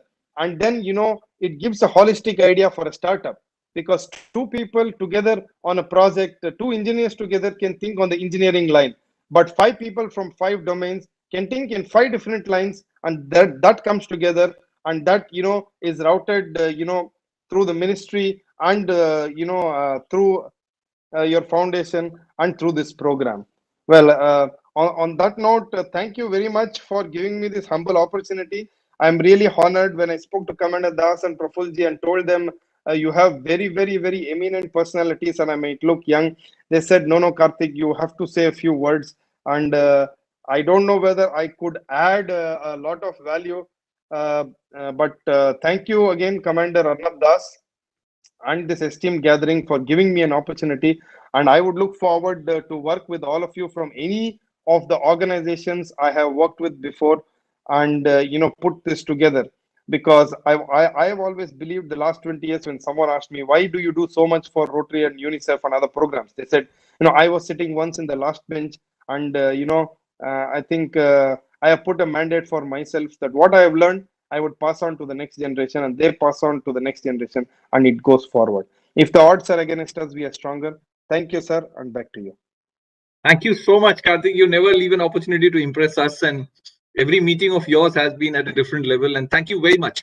And definitely, Karthik, I look forward to working with you. And I think UDA requires a significant amount of support from out-of-the-box thinkers like you. And we will definitely reach out to you and seek your support and guidance. Thank you very much, Karthik. No, I would now request Captain Kapildev Behel, sir, mariner, and has been part of the administration also for a long time now, and a core maritime specialist, to kindly make his presentation. Thank you, Dr. Arnab Das and MRC for inviting me to this to speak at this event. Listening to the papers today has been indeed a delightful, in fact, enriching experience for me. Despite 17 years at sea, of which about 6 years were in command of merchant ships, I was ignorant on this subject, but now I'm relieved that I'm not alone, because I've seen several esteemed speakers alluding to this before me as well. So it's obviously a subject that needs wider acceptance and knowledge. Now, we are a maritime nation. We dominate the Indian Ocean. I wish I could state with equal confidence that we are endowed with a sea-minded population as well. Referring to the concept note, the UDA framework impacts the following sectors: security, blue economy, environment and disaster management, science and technology. The merchant marine is one of the existing stakeholders in the UDM framework as I see it. I am studying this framework from the lens of the merchant seafarer and the maritime industry. By maritime industry, I mean the combination of the port sector, the shipping sector, which includes international, coastal and inland ships, as well as the cargo trade. Now I'll refer to the first aspect of security and blue economy. The impact on security and the blue economy is directly proportional to the number of ships registered in India, or at least Indian controlled ships. Indian tonnage is important, not only as a source of surveillance, but also strategic protection in the event of political embargo affecting our trading partners, or sanctions affecting our trading of goods and essential goods, or even piracy or unilateral imposition of war risk premiums, all of which increases the cost of our goods. Furthermore, there must be sufficient operational tonnage in our control in order to implement the option of requisitioning Indian flag vessels as and when the needs arise. The quantity of our international cargo trade carried on board Indian flag vessels has steadily been decreasing from more than 30% a few decades ago to the dismal figure of less than 8% today. The statistics of Indian tonnage and number of ships is also disproportionately small in almost every parameter that I can think of when compared to world tonnage and number of ships. The failure is not only because the shipping industry is capital intensive, but I'm afraid to say this because we lack the will and direction to create a business atmosphere conducive to ship owning and ship operations. We need to ensure favorable economic conditions which are consistent over a long period. As regards the second aspect of environment and disaster management, the environment management of the Indian Ocean is impacted by the huge number of merchant ships, as you yourself have alluded today, which ply along the coast of India as they transit the ocean. But most merchant seafarers are ignorant of the adverse effects on the domain, underwater domain. A reach out program to make these stakeholders aware may reap rich dividends on the surveillance front. The National Oil Spill Disaster Contingency Plan mandates a twofold preventive measures to ensure that the marine environment is protected. That is oil spill contingency plan, maintenance of equipment. The Indian Coast Guard is tasked with the multitude responsibilities, but in absence of underwater data and sampling resources, pollution response efforts are restricted to the customary pollution response on the surface. MRC may wish to study the possibility of supporting this endeavor by collaborating such that efforts complement each other. The Coast Guard conducts periodical audits of Tier 1 facilities of ports and oil handling agencies and conducts oil spill mock exercises and drills in accordance with the terms of their contingency plan. It may be worthwhile for MRC to consider strengthening this effort by segregating the operations and audit services with such active collaboration as described above. Thank you, sir, and I wish to remain associated and be glad to attend your other seminars in future as well. Thank you so much, sir. It definitely brings a very different perspective, and so we'll continue to engage with you and seek your guidance and how we can work together. Because you come from the core maritime sector and you have been part of this for a very long time, and even now you are actively involved. So we certainly will seek your guidance to take it forward. Thank you so much, sir.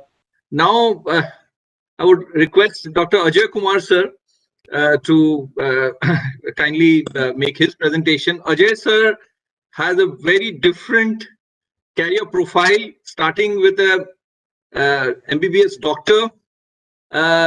He joined the Indian Police Service, has been in very, very critical positions there in the state of Bihar and worked with different types of leaders and have been part of very critical kind of situations.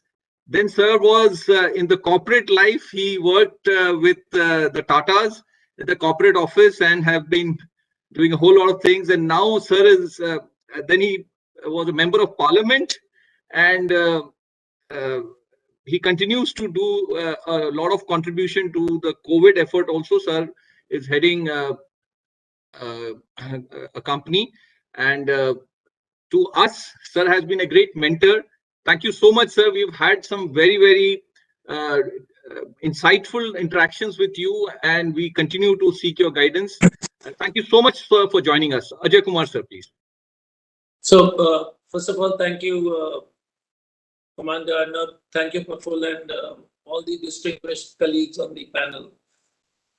You know, when actually and I can speak wearing a excuse me, wearing a civil servant cap or a political cap.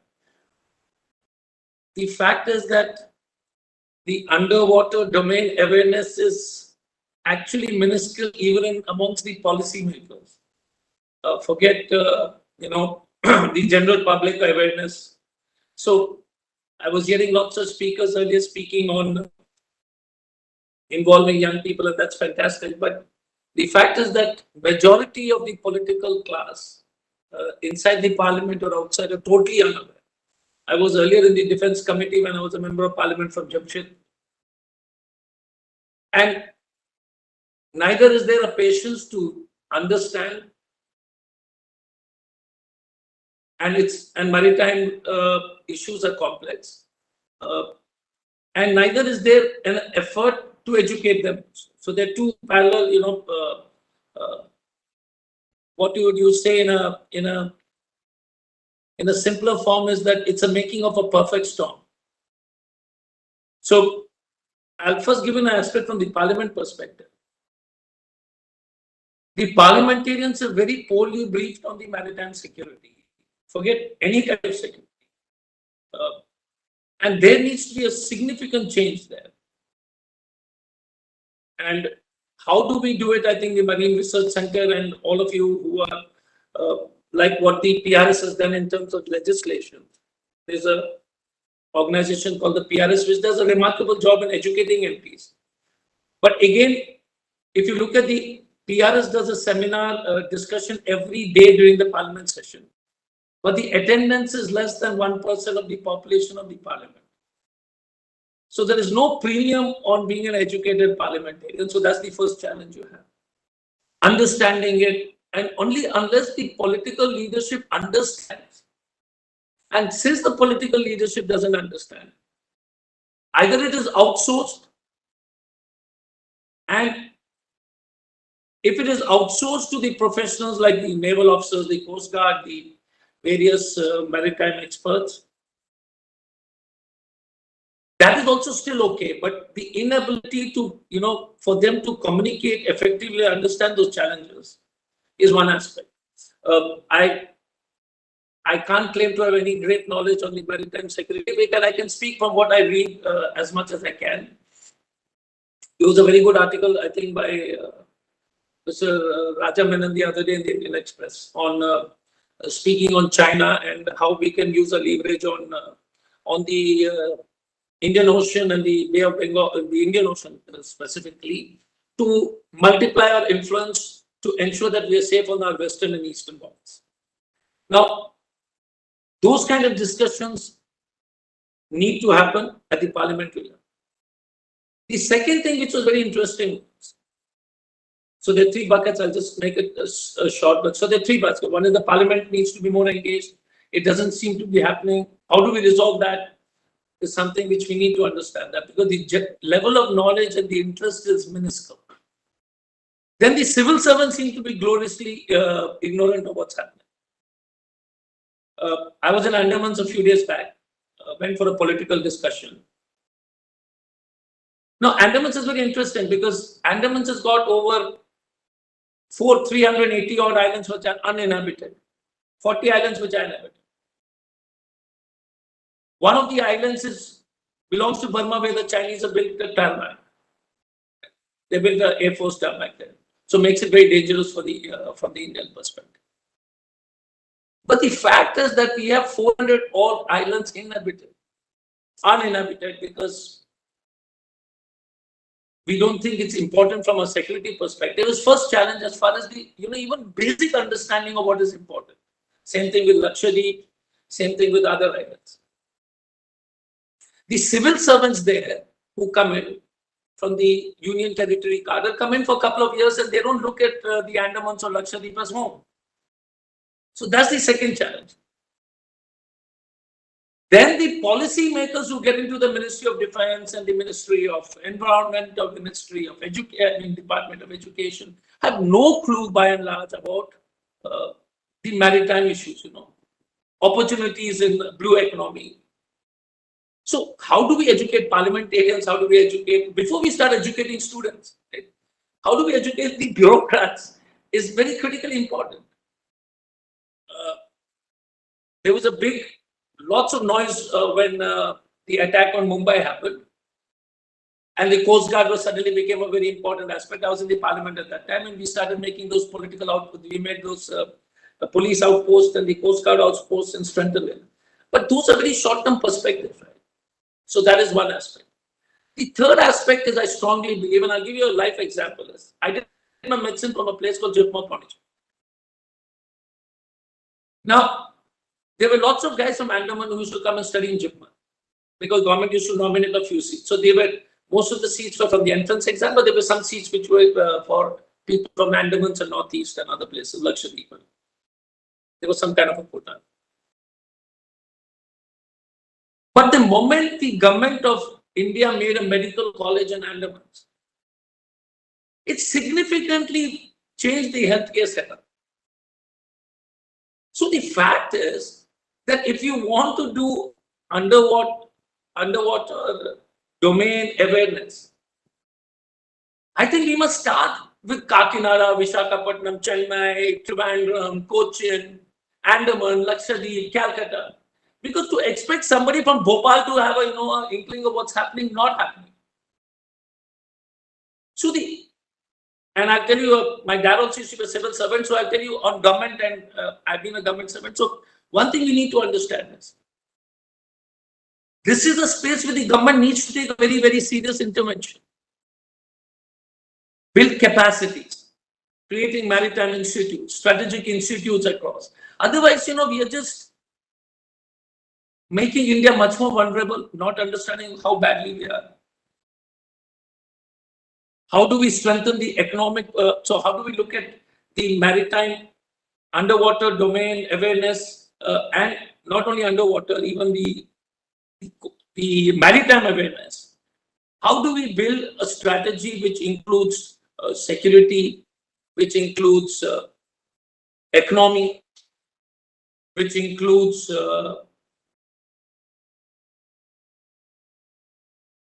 other kinds of awareness? Now, small example, and I'll finish it off, and if anybody would like. One of the biggest challenges for India is the rare metals, right? The rare metals, the majority are from China. But the underwater sea is one of the richest sources of molybdenum and all this stuff. Rare metals, which are used in all your software, in your hardware development. But there's no discussion at all on those issues. Now, nobody in the private sector can, in a reasonable cost, go and do mining. So you need public sector dominance to ensure India's security in terms of rare metals. The Americans seem to be doing it. There is huge amount of work happening on maritime and latching on to putting huge turbines across the sea, deeper into sea, not 60 meters, which is the general trend, but go deeper into sea because the amount you can generate is huge amount of power.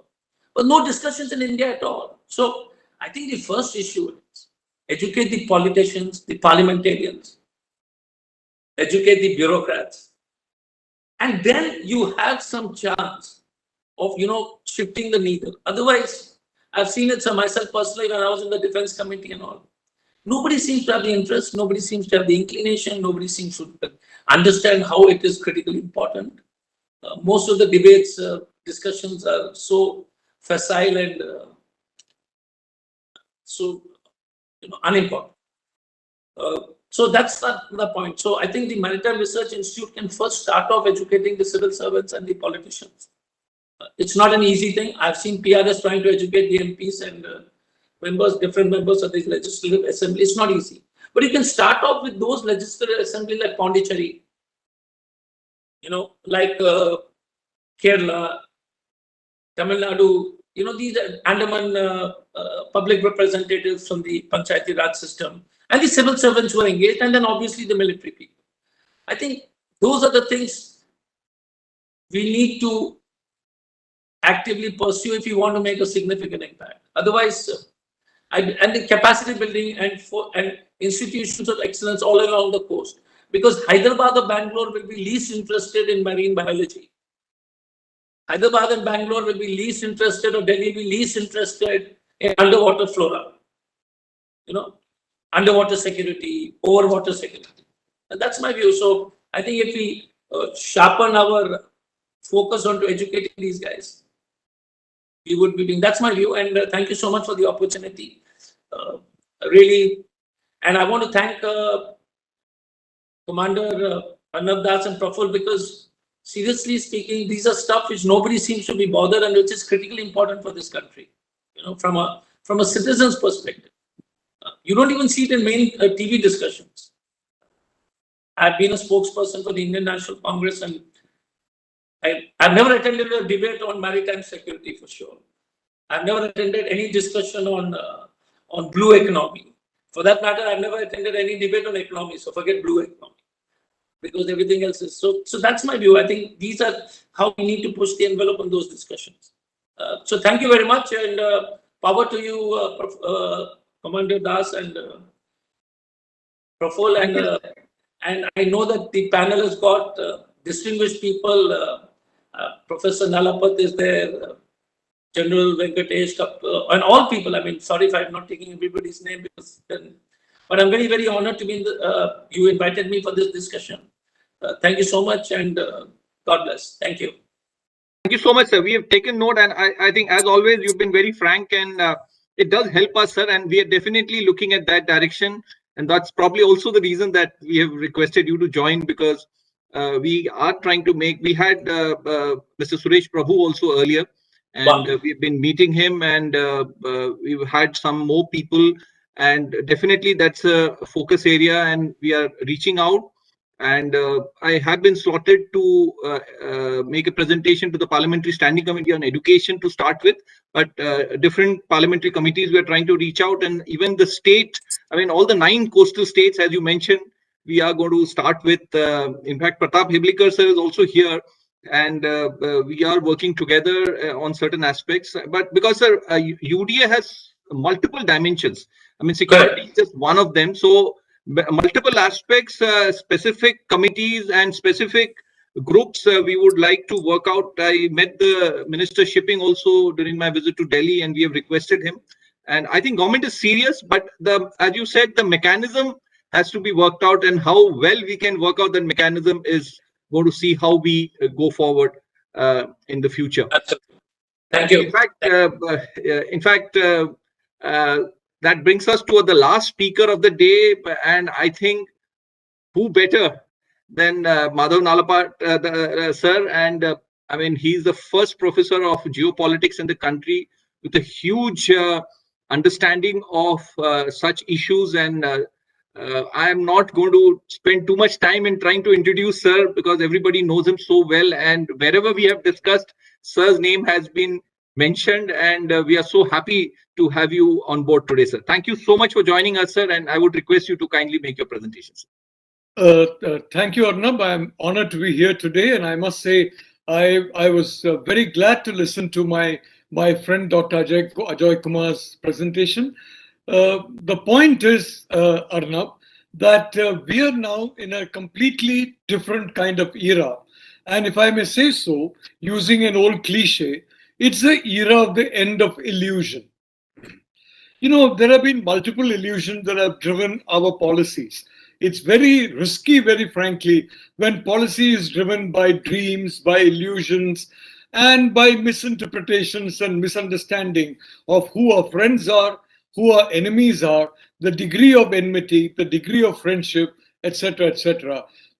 Well, let's say that I jump down from, let's say, 10 feet. I mean, there is a chance that I might get, hurt. I certainly would. A teenager would probably not. But if you jump down from, say, 150 feet, well, you're almost certain to get into very serious trouble, and quite possibly you may not survive. So the point is very simple. We are now at the 150 or 200 foot level, and we are looking down, and we are being pushed, if I may say so.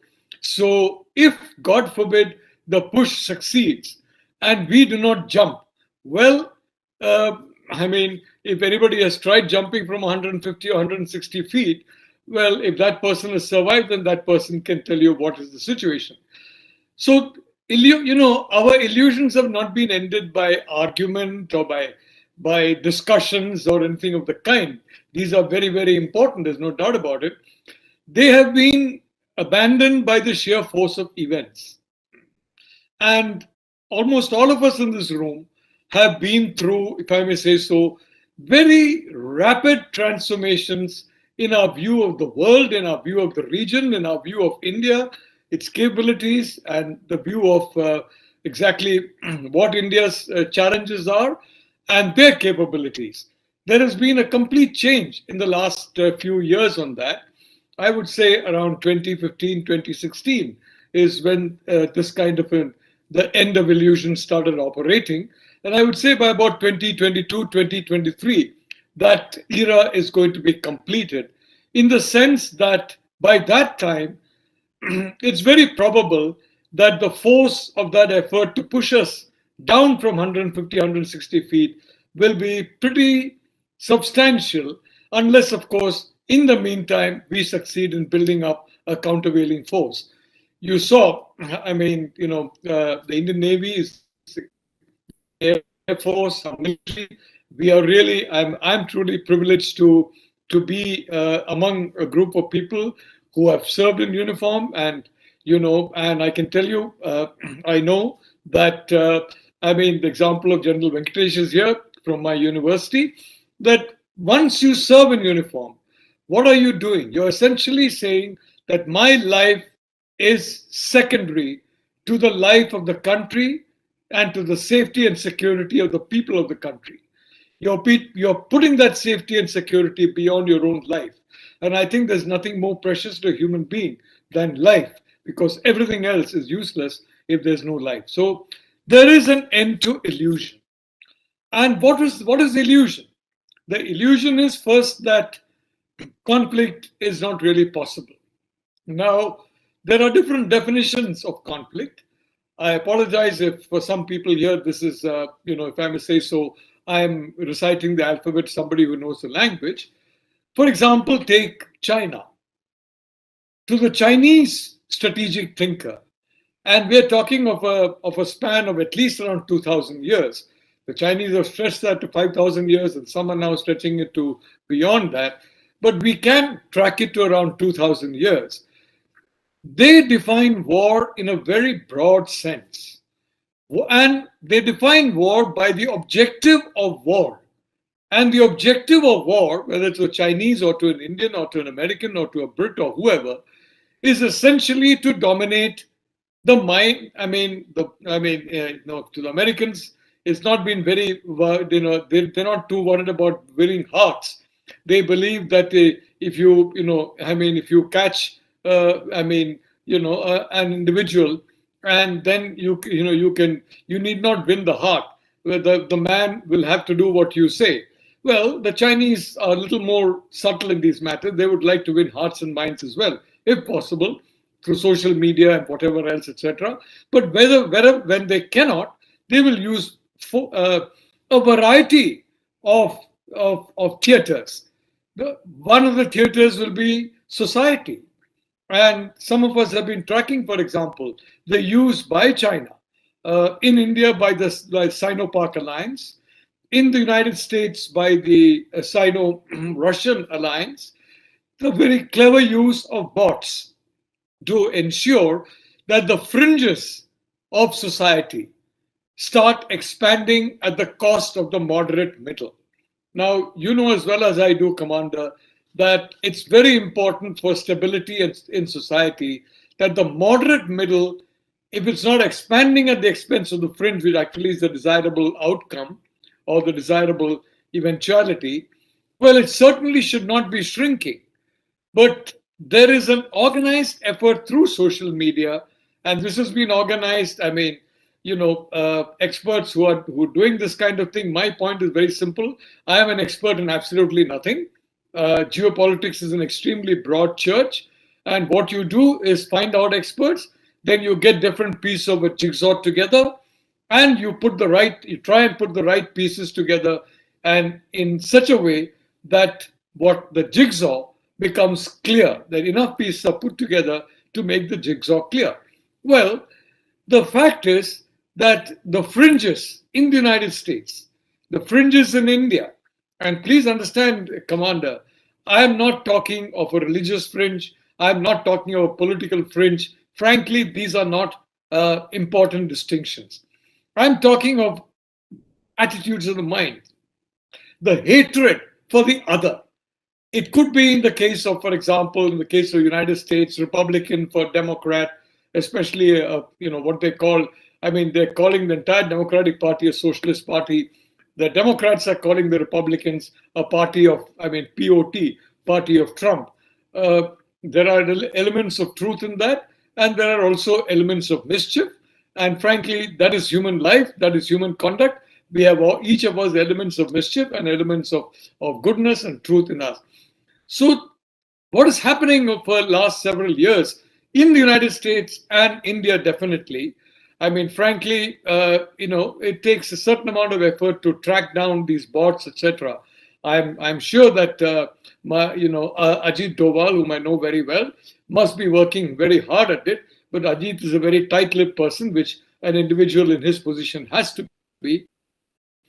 I'm sure a lot of, but it is worrying the way both in the US and India, the fringes, and please understand, I'm using the word fringes because there is different groups have also a fringe, and the groups have also got a force, a centrifugal force of the middle, the moderate middle, in any party, in any faith, in any belief system.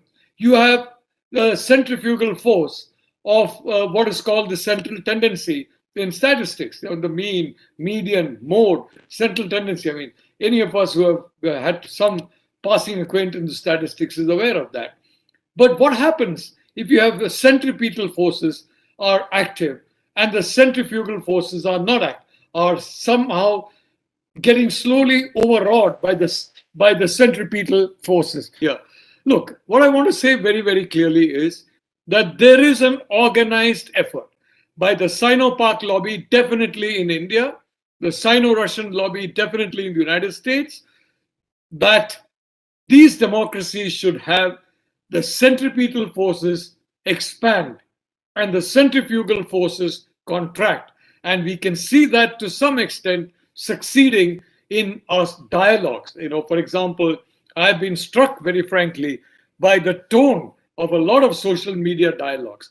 I am a sampling individual. I believe in sampling, and I sample different groups, whether it's on WhatsApp or any other way or whatever.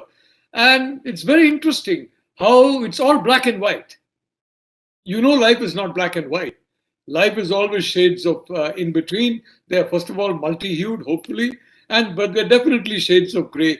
It's very rare to see a total black or total white in the sense of complete innocence and complete guilt. But to the other is always completely guilty. And we are always completely innocent. And this is the conversation that is now expanding itself across social media. I'm not seeing an organized effort to alter that situation. If there are corresponding bots, if there is a corresponding, if I may say so, guided effort to ensure that the centrifugal forces are having the upper hand over the centripetal, well, it's been so, if I may say so, recessed that I've not been able to come across it. I've come across the other enemies working. I've not really come across a kind of a countervailing action, but I'm sure it must be there, of course. So we have very capable and competent people, and they would be understanding all this far better than I ever would from my, lack of information about so many things. Well, this is China. They believe in controlling the mind. They believe in controlling the body. And that has been their strategic doctrine for about 2,000 years. Now, we may call the Communist Party of China a kind of communism, Karl Marx, Lenin, Stalin, Engels. All the readings in Marx. Quite frankly, the Chinese Communist Party, there's a very big C at Chinese and a very tiny little c of communist. In fact, during my first visit to Beijing decades ago, I thought, let me, show my, my goodwill to the Communist Party of China by going into a bookstore and asking for a volume of Karl Marx. It was a long time since I had read Das Kapital or the 18th Brumaire or any of the works of Marx. So I thought having that and reading it would, make them understand I'm at least not hostile to Marx and his theology. He founded a theology, and it was for some time a very successful theology, although it didn't do too well in economic practice.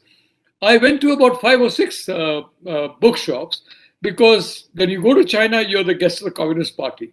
There's no point going to China in any other way, except as a guest of the Communist Party, because you'll meet absolutely nobody there.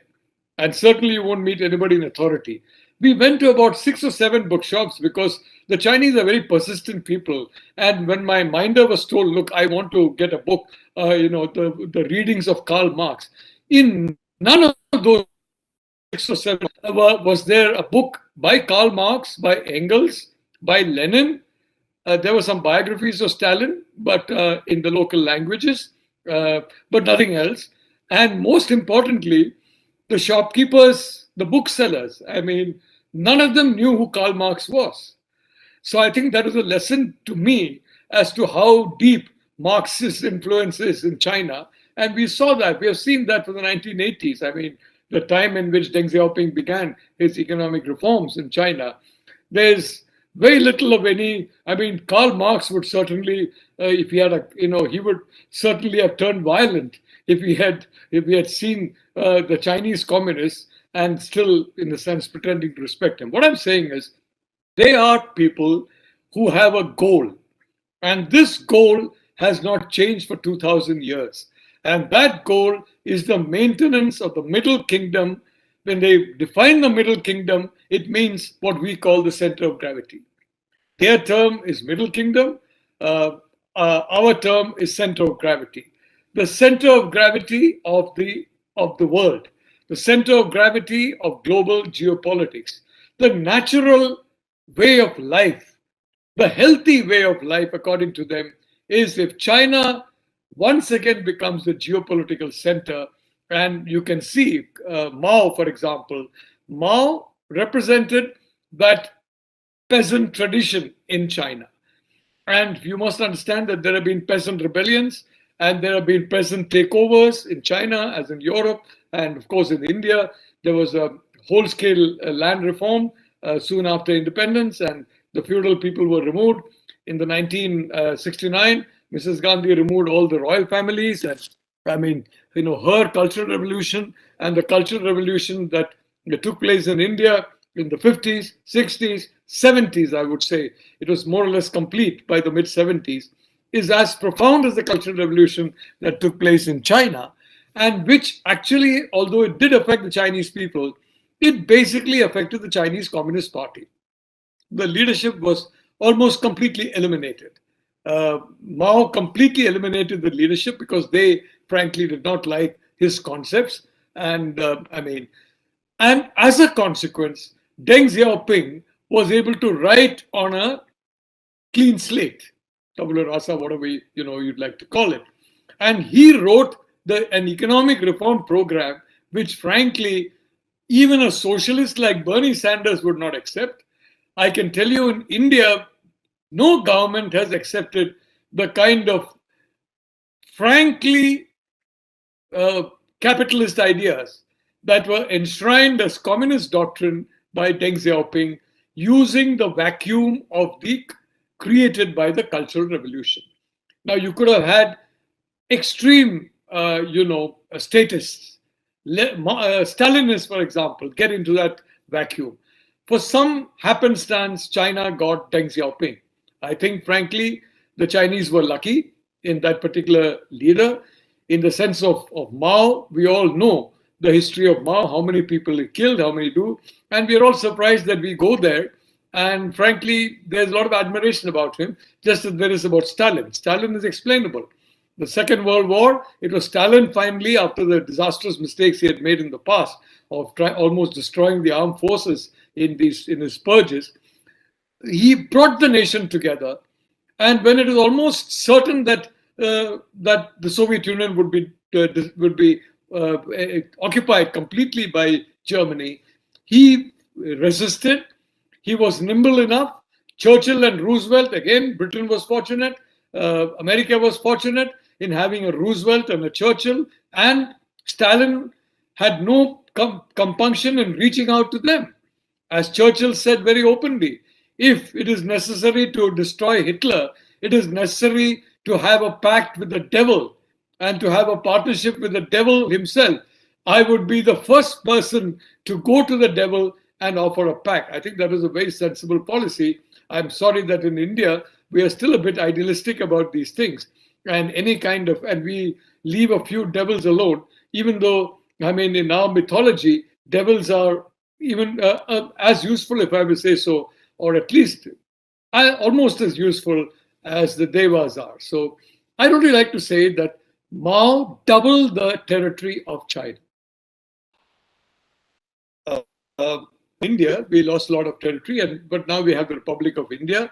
There's unfinished business in Kashmir. Dr. Ajay Kumar was very correctly mentioning about some of the islands there. I mean, I hope many of them are not occupied or even electronically occupied. It doesn't take much, frankly. All it takes is a few, suitcases full of electronic equipment. And for all practical purposes, it's occupied. Why? Because to China, it is primacy, it is superiority, it is dominance, not only over land, but outer space, land space, ocean, surface of the ocean, undersea, body, mind. Well, they don't worry about the soul because I think, even in the ancient doctrine, Taoism, etc., it's very difficult to locate the concepts of Atman, a soul or something there. If there is something corresponding to that, then many of us have missed it. But I'm just trying to say this, and they see an obstacle very correctly. Frankly, they read us extremely well. And, it took some of us a long time, frankly, to understand that our hopes of a rapprochement, I was hopeful for, except for the last maybe 8 or 9 years, that the Chinese are smart people and they could be persuaded that, look, going with Pakistan against India is going to drive India into an anti-China situation, and that is going to harm China an awful lot. I mean, somehow Xi Jinping has upended all that, and he has gone and, like Deng now, he has now created an entirely different kind of strategic framework. Mao created his own strategic framework. Deng created his own strategic framework, and economics is part of that. Xi has created his own strategic framework in which the private sector, you've seen, for example, what happened to Alibaba and all these great Chinese successes. I mean, essentially, I'm sure that Xi Dada, as he's called there, Xi Uncle, would have asked Jack Ma, look, Jack Ma, I want every bit of data that you can squeeze in all your markets. And I want you to make that transparent to the PLA so that we can develop weapons. And don't forget, Arnab, about 78% of the world's gaming industry. I mean, I'm afraid, when I was considered young, there was no such thing as online gaming. And I think I'm not flexible enough to have tried online gaming, but 78% of that industry. And why is this online gaming industry important? Why is it that we are so exposed? And why the Prime Minister made a very good decision in blocking these apps? Frankly, it's not a perfect border. It's something like the India-Bangladesh border. It's not yet like the elements of the Pakistan border. It needs to be. It's a bit more like the India-Nepal border in some respects, because metadata is what drives artificial intelligence. And anyone who has gone to China, and if I may say so, the year 2000, our university, Manipal, hosted the first India-China major track 1.5 or 2 or 3 or whatever. Frankly, these numbers don't mean much. Dialogue. Sitting colonels and other officers of the PLA sat with sitting colonels and other officers of the Indian Army. And I told our people, let's be blunt to them. Let's not, none of us are diplomats. And I'm happy to say that the people who attended that thing in uniform, the people who attended that from the different, branches of the services, etc., in the 2000 India-China dialogue, some of it is in the form of literature. I hope a lot of that is online. If it's not, I would request our university to put it online. We have an entire volume on that India-China talks. We were very blunt to them, and they were shocked because they said, we have gone everywhere in India. We have gone multiple times. We have never seen this kind of talk.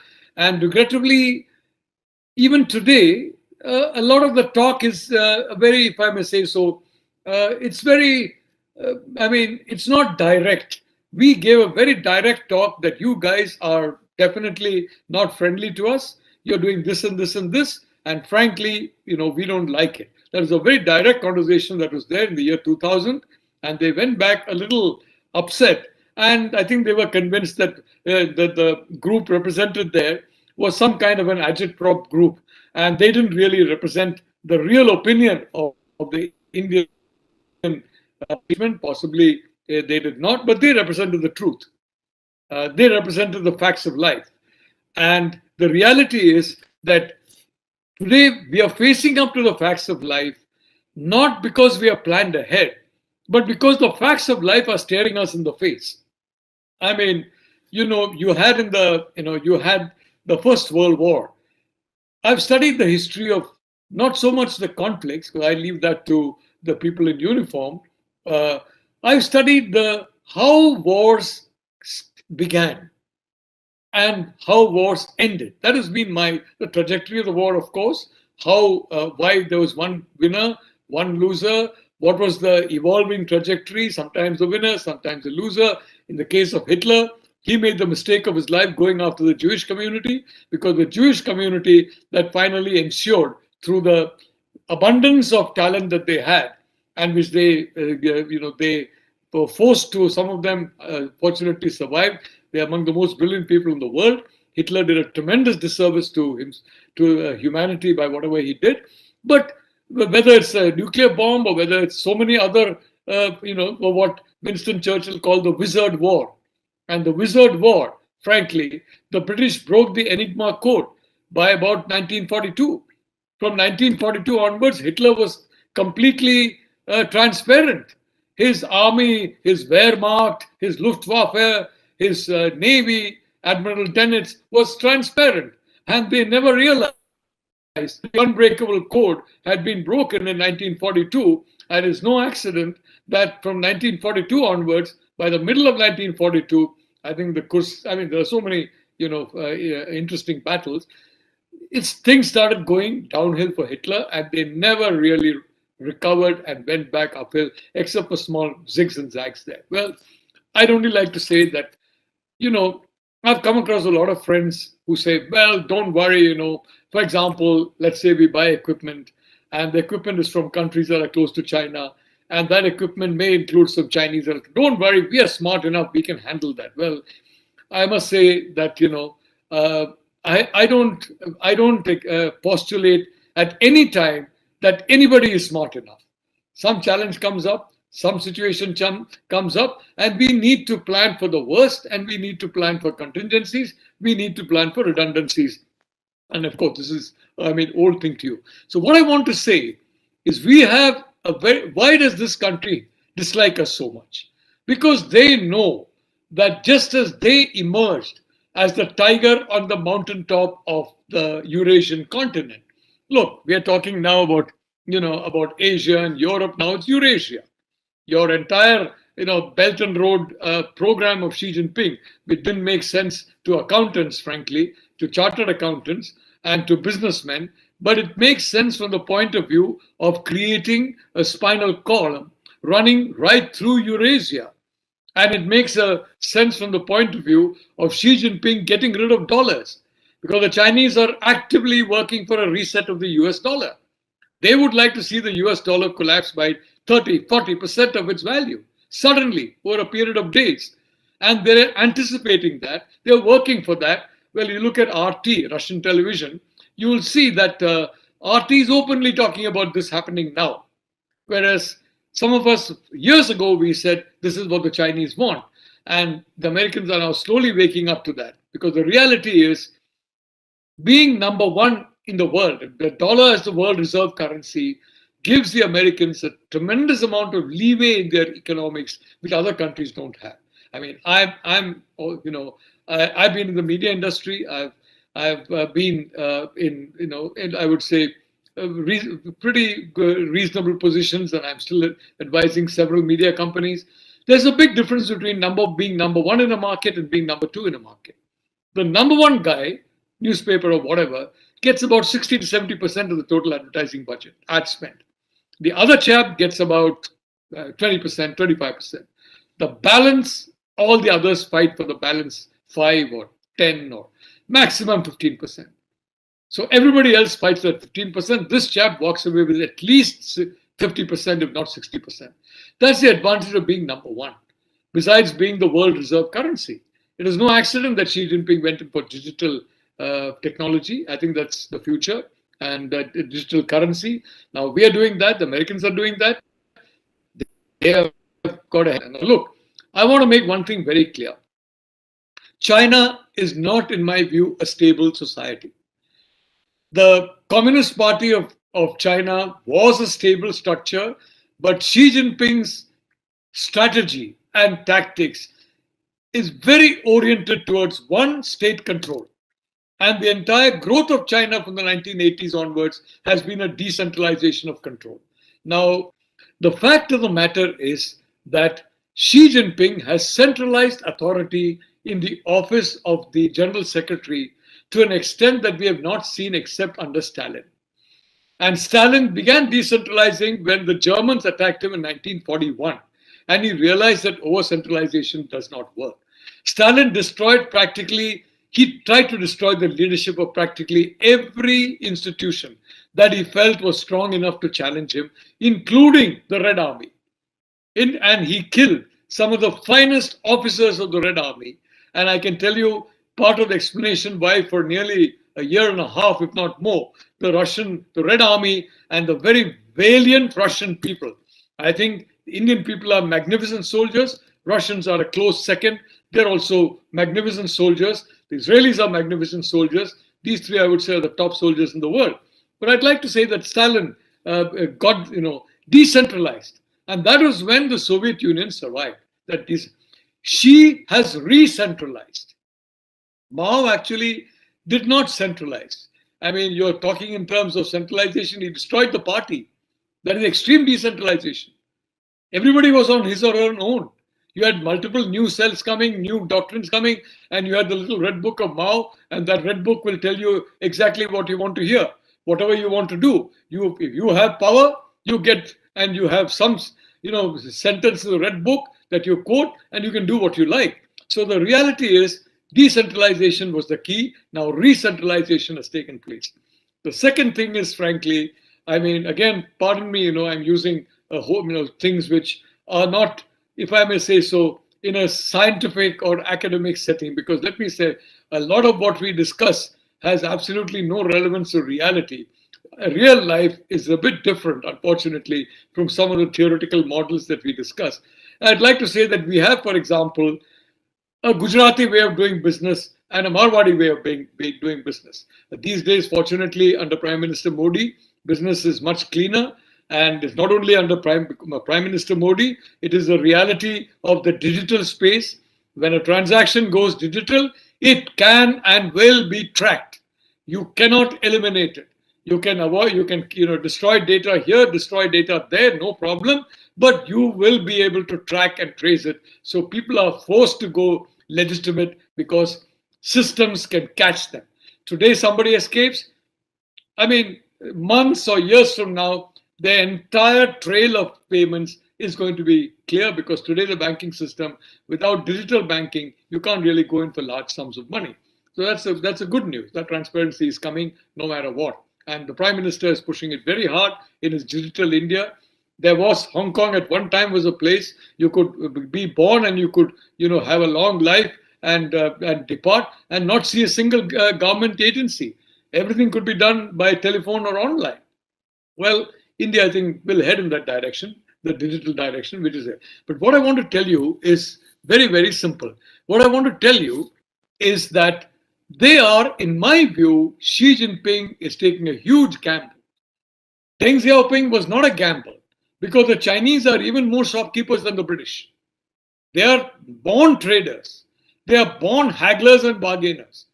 And when Deng Xiaoping liberated them, they felt great. Look at Jack Ma, look at Tencent, look at all these other the Chinese companies that have become multiplied. Now Xi Jinping says every one of you is going to come under some commissar or the other. Let's see how this plays out. In my reckoning, it's a. I mean, I know I don't want to say anything negative or nasty. I might land up there, again in the future or something. And if I land up there, I'd certainly like to come back to remain there under an extended period of time. I mean, although you could be getting, room and board. But in any case, what I'm trying, it's a 50-50 chance, let's say. But it could well be a different chance. So let's be honest. These guys are not 10 feet tall. They are 6 feet, but the centralization is having the same effect on them as it had in the Soviet Union during the years of Stalin. I would say 37, 36, 37, 38 are the years in which centralization took place. We saw the effect in 1941. The German army cut through the Red Army like hot knife through butter. It's completely just cut through them. I mean, the way, in fact, our troops did in Bangladesh. So I only want to say that, look, but we have to make sensible choices. We have to make sensible choices based on the present. I'm not going to strain the patience of others for longer than a minute and a half more. And that means looking reality in the eye and framing a strategy that is not based on some kind of an esoteric concepts, but on hard-headed reality. For example, the concept that India will ever get Chinese goodwill to become a permanent member of the UN Security Council is not going to happen for at least a generation more, maybe 2, maybe 3.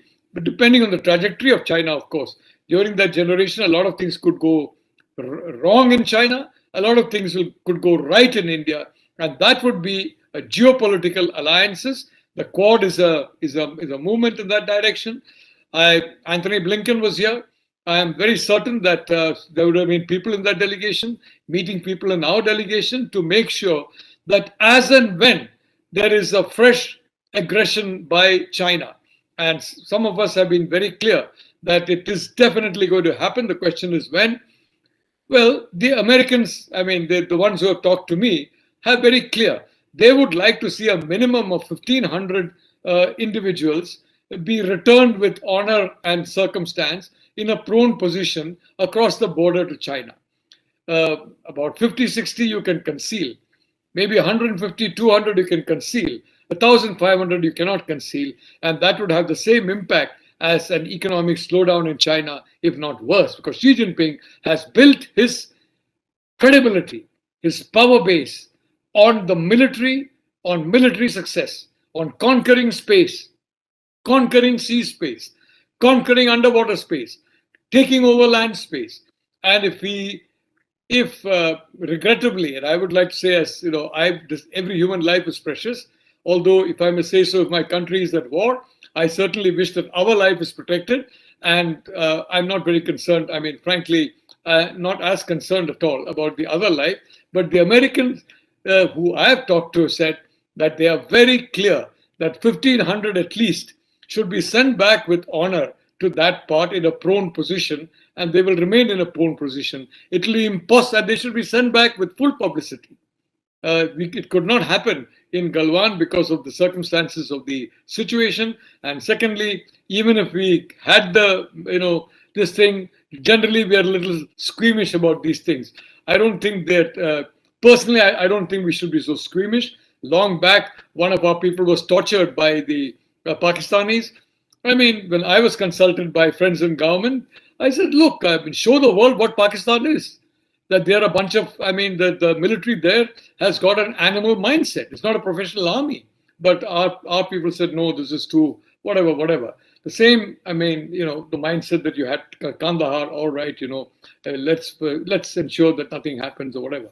Look, that has changed now for 2 reasons. One, Indian people have evolved. We have a young generation now, which is far more realistic and far less starry-eyed, frankly, than I was when I was their age, quite frankly. Secondly, we have a prime minister who is extremely realistic. He comes from Gujarat. The Gujaratis are extremely practical people. Narendra Modi is a very practical person. And I don't think I'm revealing any great secret when I say that I think a lot of the friends and admirers of the Prime Minister would like him to win in 2024 again. In 2019, 2018 is not a done deal that there will be a majority. Balakot made that a done deal. He called the nuclear bluff of Pakistan. And frankly, the Indian military has frankly, shown the Chinese, and that is in my view why they're hesitating before going for the inevitable land conflict that they are going to initiate, because Xi Jinping needs that. With Taiwan, we have a lot of talk about Taiwan. Under Tsai Ing-wen of 6.5 years ago, she started integrating Taiwan with the US defense supply chain and network. Today, the Taiwanese have nearly 2,000 missiles that can get into any part of eastern China and devastate it. They'll be destroyed. Chinese economy will be destroyed. It'll go to becoming a Burundi or Lesotho. I think they know that. I don't think it is Taiwan. I think they're looking at a quick land grab in India. And I think this time the Americans have a point of view about where that's true. And I think discussions must be taking place as to how that situation will occur. All I want to say is I am very hopeful for our country because the geopolitical winds are favoring us. They favored China in the 1980s, up to around the close of the 1990s. In fact, the Hong Kong handover was a kind of firebreak. That is when slowly realization came what China was, the handover, 1997. But from around 76, even during the Mao's passing away, there was a kind of a tailwind for China and a headwind for India. Now we have got tailwind. The Chinese have got headwind. Let's use that tailwind. And, I'll end with just one sentence. When Chief Minister Modi visited China, went to Shanghai, went to Beijing, he was treated like a very big VIP. Standing committee member was there to greet him in Beijing. Standing committee member was there to greet him in Shanghai. And our Ambassador Jaishankar, made it a point to be with him throughout, from airport to airport. He disregarded some advice that he got from Delhi that, he's just one chief minister out of so many. Why you bother about him? The reality is that Ambassador Jaishankar came back and told me how much he liked that interaction. And presumably the Prime Minister reciprocated. As I said, I know the Prime Minister very well. He hardly knows me at all, frankly. And that is the situation. If I'm in a crowded room, I'm sure if he were asked to point me out, he would point to Dr. Ajay Kumar and say, that must be Nalapad. But anyway, that's a different matter. We have got a Prime Minister like that. And very importantly, the tailwind is in our favor. The historical tailwind that is in the favor of China has now turned into headwind for them and tailwind for us. And Arnab, the work that you are doing, that our friends are doing in so many spheres, gives me hope that finally we are going to have a policy matrix that meets the needs of harnessing this tailwind rather than, frankly, allowing it to pass by. If we allow it to pass by, we are losing an opportunity which generations in the future are going to suffer because of that. If we take advantage of it, generations to come will benefit as they have benefited from China. In China, of course, Xi Jinping is a new ball game. It's yet to be seen how it will play out.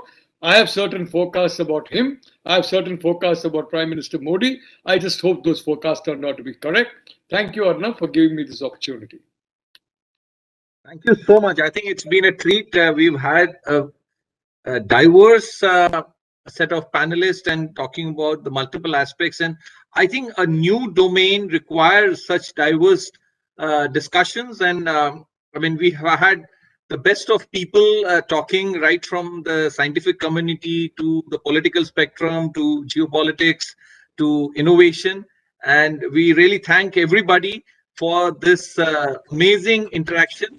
And now I would request Prafulji, who's our advisor, Blue Economy, and my mentor in proposing the vote of thanks. Prafulji, please. Thank you, Commander. It was such a pleasure listening to Mr. Nalapat. Sir, you really got my juices flowing. It was such really a great treat listening to you. It reminded me of, can you hear me? Hello? Yes, Prafulji, we can hear you. Please go ahead, Prafulji. It reminded me of an anecdote which said in the late 70s, since you mentioned Deng, sir, that in the late 70s there's a conference after the, in the late early 80s, 90s, there was a conference in Honolulu, and there was since it was their country and it was the American president who goes first, and they reach a roundabout, and the driver takes a right turn and goes to the conference center. The second car was Gorbachev, and the driver asks, "Comrade sir, which when he reaches the roundabout, so which turn?" So he says, "What are you asking me? Just follow them, the Americans. They are the most successful model in the world. So just go ahead." And the third car is Comrade Deng Xiaoping, and the driver, when he reaches the roundabout, asks Comrade Deng, that sir, which turns? So he says, "Signal left and take a right." Deng Xiaoping said that, no, hide your strengths and bide your time. And that is how China reached where it is, and that's how it built muscle. The Americans got them on board to counter the USSR. But now Xi Jinping has reversed that whole philosophy of hide your strength and bide your time. Xi Jinping is openly, blatantly saying that China has arrived and the dragon is breathing fire down the neck of the Americans, and not just the neck of the Americans, it is on the neck, down the neck of the Indians as well. So today, communist China is more capitalist than socialist India. I always say this, but it was very heartening, and when you ended on the note that there's great hope for India under Prime Minister Modi, because it also reminded me that when I went to China for the first time, I had a conversation with this young diplomat from their Ministry of External Affairs. And he says, "You Indians are not straightforward. You say something, you do something, you are double fork-tongued and all." So I said, we guys are very simple compared to you. You guys eat snakes. What are you calling us fork-tongued? He said, no, what I mean is that you will always hide your intention. No, you went nuclear and you always said we are a peace-loving country, and then you go nuclear. He said, see, our whole neighborhood is bristling with bombs. You have armed Pakistan, and you expect us to remain quiet about it? So I said, we can't do that. I mean, see, you guys are totally there, and we have to counter it. So what we interacted was, he said, no, you said the Buddha is smiling. That was the word. I would like to remind this audience that the Buddha is smiling was the code word when India went nuclear. See, let's not forget the laughing Buddha. The laughing Buddha is an Indian icon, the Bodhidharma. And Bodhidharma was a Pallava prince, if I'm right, if I remember my history right, sir, who went to Bodh Gaya, became a Buddhist, and he was an exponent of Ayurveda and Kalaripayat. And he is the one who set up the Shaolin Temple. So the Chinese better be aware that what happens when India starts laughing again, when the Buddha laughs now. Buddha smiled when India went nuclear. The Buddha could laugh. So on that note, sir, I'd like to thank Dr. Hebliker, sir, for setting the context and being so supportive. You know, like I like this statement of his when he said that the national security cannot be looked at through the narrow lens of the defense forces alone. Yes, security is far more than just defense security. There is energy security, there is food security, there is water security, and water is a dimension where Commander Das is he's got great depth there. That's what I would say.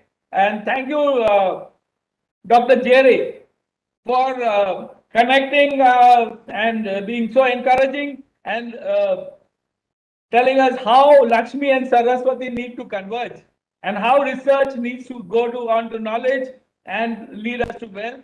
So we seek your support and continued guidance to create a hackathon for the underwater drones and in that domain.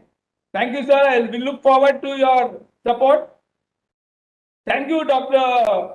Lieutenant General Venkatesan, for coming on board at the last minute, sir. Sorry, it is very, very nice of you to have accepted our invitation. Sir, we look forward to working with you and collaborating to set up so much more in this underwater, in this very nascent field of the underwater domain. Thank you, Karthik, my dear friend. Karthik and me go back almost 10 years. We were part of the cybersecurity delegation to Israel. Thank you, Karthik, for bringing all your youthful energy, and we look forward to for you to get that whole segment of the youngsters coming on board. Thank you, Dr. Kapil Dev for making this audience aware that India needs to build sea-mindedness. We have to build a sea consciousness. We'll seek your support, sir. Thank you, Ajoy. Ajoy is a very old friend of mine. We work together, and he's always been a great source of energy and inspiration. Ajoy voiced exactly what Mr. Hevlikar had said earlier in one of our webinars, that the coastal member of parliament, all the parliamentarians along the coast of the 9 coasts need to be got on board and need to be aware so that they can take the right decisions. You know, unfortunately, India is has a very continental culture. We need to build a maritime culture as well, maybe a hybrid culture, because we are the only country with an ocean. And thank you all the very good audience we've had. Thank you very much for your patient hearing and look forward to your engagement. Thank you very much, sir. And once again, I seek your support and guidance. Thank you. Thank you, Commander. Back to you. Thank you so much, Prafulji. Thank you, everybody, the panelists, the special invitees, and the audience. We've had very eminent people in the audience also, and we are very, very grateful to you for your continued participation and support. Thank you so much. We end our webinar today. It's got a little delayed, but I think we've had a very fruitful interaction. Thank you so much.